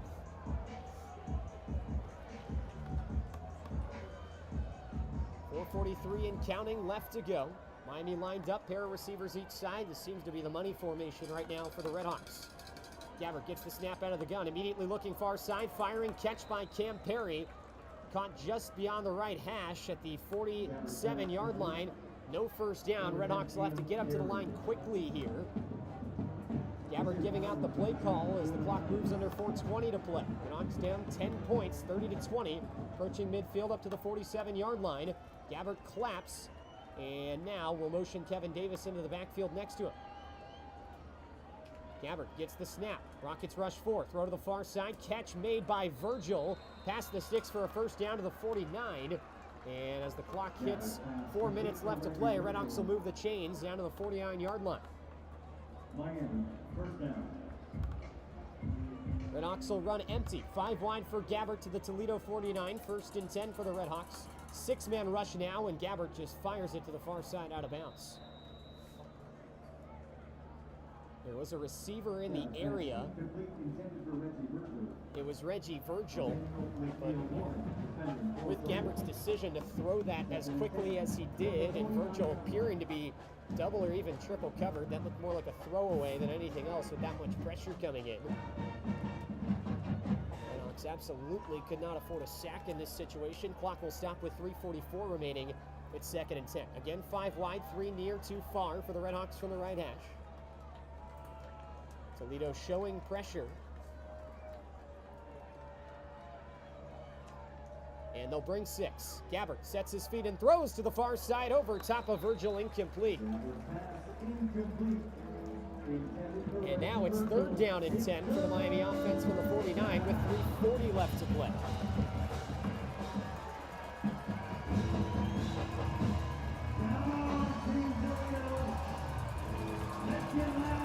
Third down and 10. 3:40 left to go. RedHawks down by 10 points from the 49-yard line of Toledo. 3 receivers on the left and 1 on the right for Brett Gabbert. Rockets rush just 3. Now a 4th coming late. Gabbert throws near side. Caught by Javon Tracy. Cutting it back inside the 35. Wrapped up in the middle of the field right at the 35-yard line. Clock still moving here as the RedHawks will have to get up to the line of scrimmage. 3:25 and counting left to go, 4th quarter. RedHawks down 10, but they do convert the 1st down and now approaching field goal range. Gabbert claps his hands, gets the snap. Backing up to throw, Gabbert over the middle. It is caught by Tracy down to the 28-yard line. RedHawks again will have to hurry up to the line after that catch of 7 yards, rather 6 for Javon Tracy. 3 minutes left to go. Miami up to the line quickly. Gabbert barks orders at the offensive line. Looking to the far side, he's got 3 wide there, 2 to the near side. Claps his hands, gets a shoulder-high snap. Gabbert fires, far side, caught. Tracy again to the 20-yard line, steps out of bounds, and the flag comes out for the late hit. Tracy stepped out of bounds, and he got pushed after the fact by Braden Alls, excuse me. And that will move Miami closer. Getting out of bounds stops the clock with 2:45 left to go. And the late hit out of bounds penalty is going to push Miami up to the 10-yard line of Toledo with 2:45 left to go. So this is now important because if the RedHawks could score here before the 2-minute timeout, that would ensure that they could get the ball back regardless of what happens if they could get 3 stops. If the onside kick was unsuccessful, you stop 3 times, you're still looking at getting the ball back maybe with some time left on the clock. 2 receivers on either side for Gabbert. Clock moving once again. 2:32 left to go. Gabbert back to throw. Over the middle, it's intercepted. Hurdling a man, it's Alls down the far sideline and out of bounds at the 45-yard line. RedHawks tried to run a little quick slant down the middle, and Alls just jumped in front of it and broke it up. And that's going to be the nail for Miami. RedHawks approach all the way down to the 10-yard line, and that throw by Gabbert intercepted by a very active Braden Alls, who has been all over the place tonight. Most recently, prior to that interception, not in the best way with the late hit personal foul that moved Miami to the 10-yard line. It makes up for it one play later with the interception that will, in all likelihood, seal the game.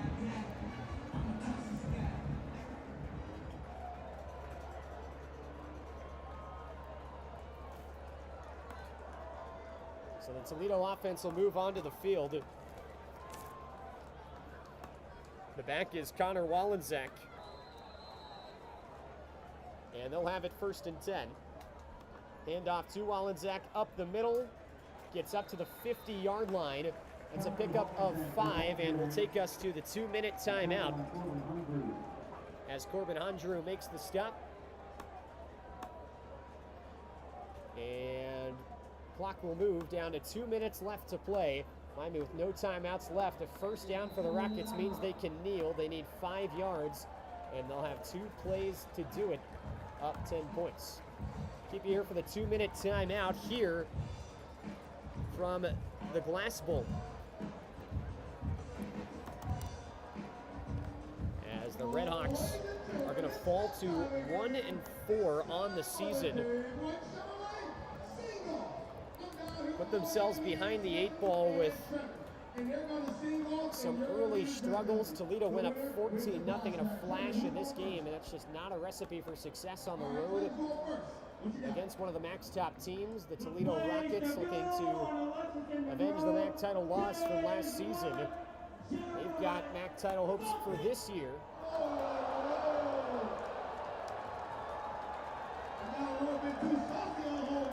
And so the Rockets will in all likelihood improve to 1-0 in the MAC this season. For Toledo, coming up next week, they will be at Buffalo, nationally televised game on ESPNU, a noon kick at the home of the Bulls in Amherst, New York. And that's a Buffalo team that's proven they can play spoiler before, picked to be one of the worst teams in the MAC in preseason. And in one of the first MAC games of the year, they went to DeKalb and absolutely stunned a Northern Illinois team that was very high on themselves off the win against Notre Dame. They were nationally ranked, and Buffalo went on the road and beat them. So Toledo, in all likelihood, will be favored to win coming up next week. But new coaching staff in for Buffalo has proven they can beat good teams. They've done so before already this season. For Miami, RedHawks are headed to Ypsilanti next week. They'll take on the Eagles of Eastern Michigan, and Chuck Martin jokingly said it in his presser on Monday, who the heck made this schedule? Miami gets 2 of probably the top 4 teams in the MAC to open the Mid-American Conference slate, both on the road and both coming off byes. Eagles off this week, chance to rest up in 2 weeks to prepare for the RedHawks at home, as Miami will take on Eastern Michigan, 2 o'clock Eastern, coming up next weekend. Hoping to have that game for you here on RedHawk Radio. Possible doubleheader coming up next weekend with hockey, working at the details of that.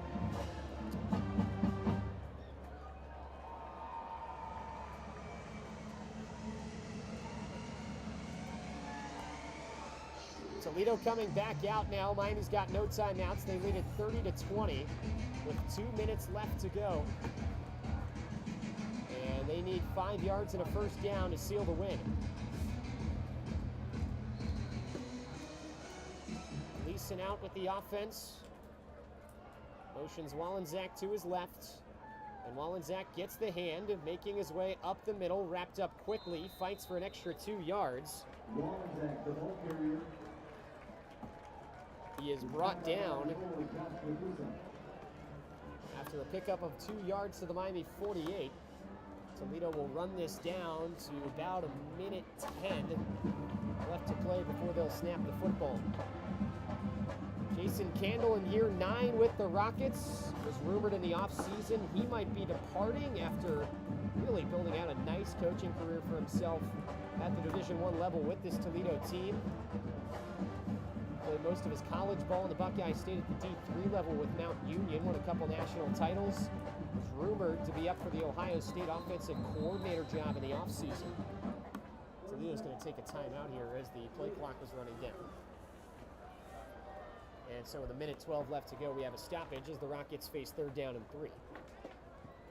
Jason Candle has been one of the best coaches in the MAC. He has been the mark of consistency in this conference with this Toledo team over the course of his tenure. Won the conference title a couple years ago. Had a team absolutely loaded with talent last year. Lost to the MAC title game to these Miami RedHawks.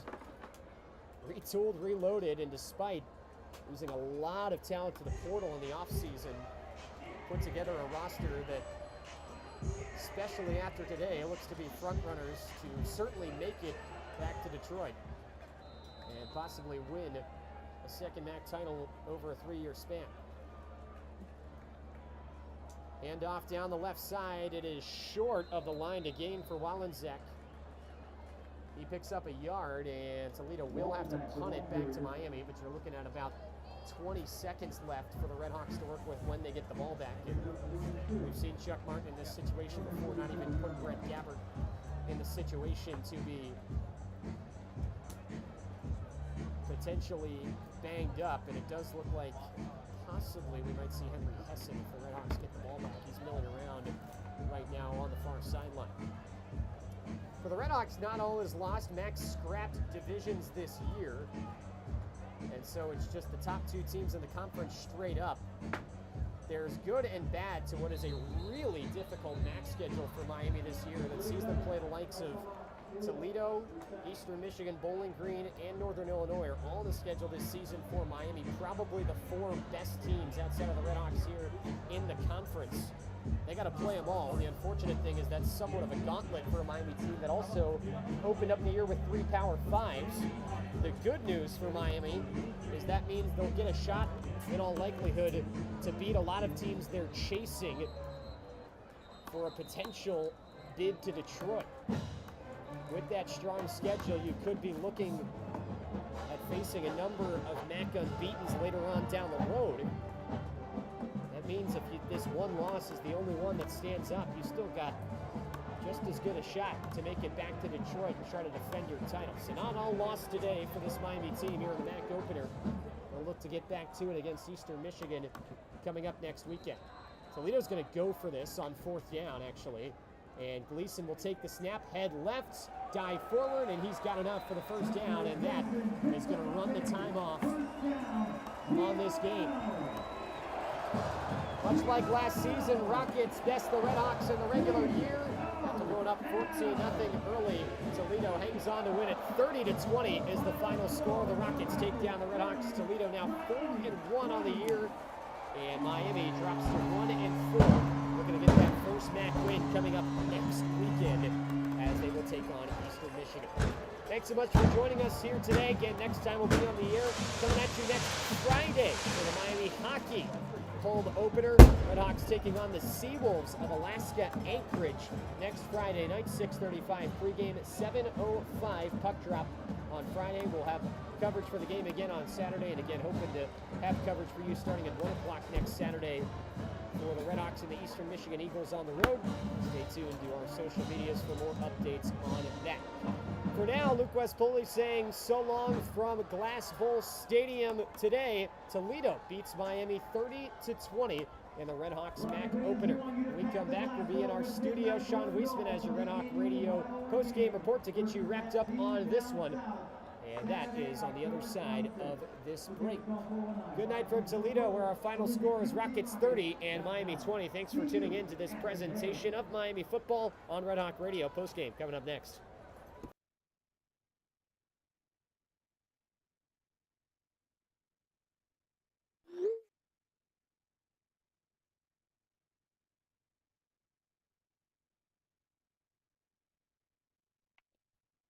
Well, a disappointing game, obviously, but nevertheless, you can always admire that the RedHawks fought hard.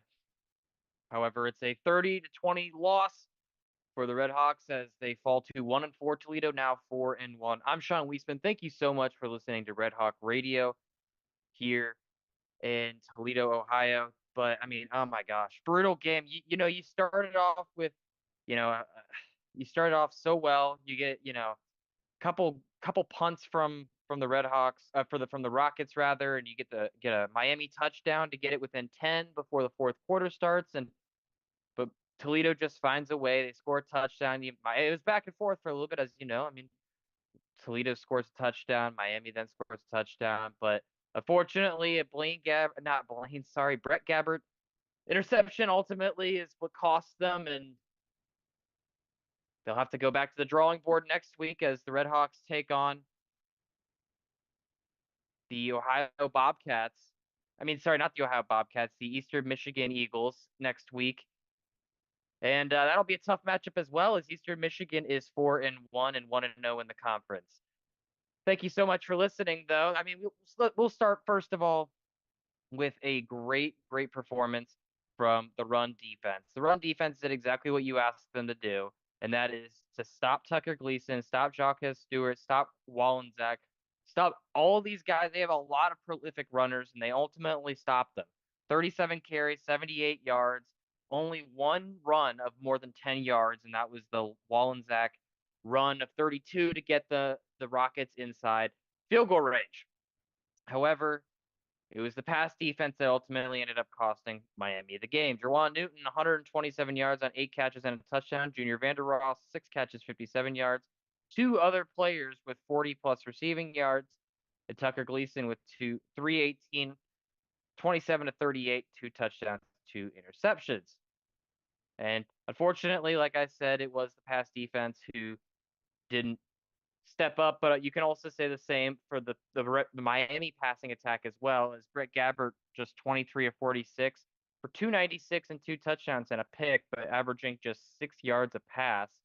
And the rushing attack, once again, very disappointing, but Keon Mosey, the best of the bunch, with 11 carries for 40 yards, only able to bust out a run of 11 after having 2 runs of more than 30-plus yards just a week ago against Massachusetts. Javon Tracy, the star of the game, as he had 10 catches for 119 yards and a touchdown. Reggie Virgil with a big 51-yard catch. A little quiet afterwards, but still finished with 4 catches for 76. And K. McDonald, also a little quiet, but still got a solid 5 catches for 54.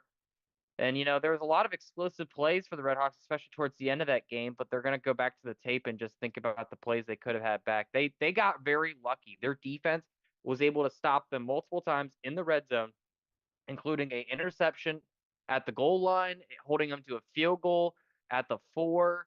And, there's plenty of other opportunities for the RedHawks to have made the game even closer, but unfortunately, they just weren't able to get it done. All in all, it's a disappointing loss, but something the RedHawks can look forward to is the fact that they have a fairly easy schedule coming up. Eastern Michigan is probably the toughest game on their schedule, and they play them on the road at Eastern Michigan, and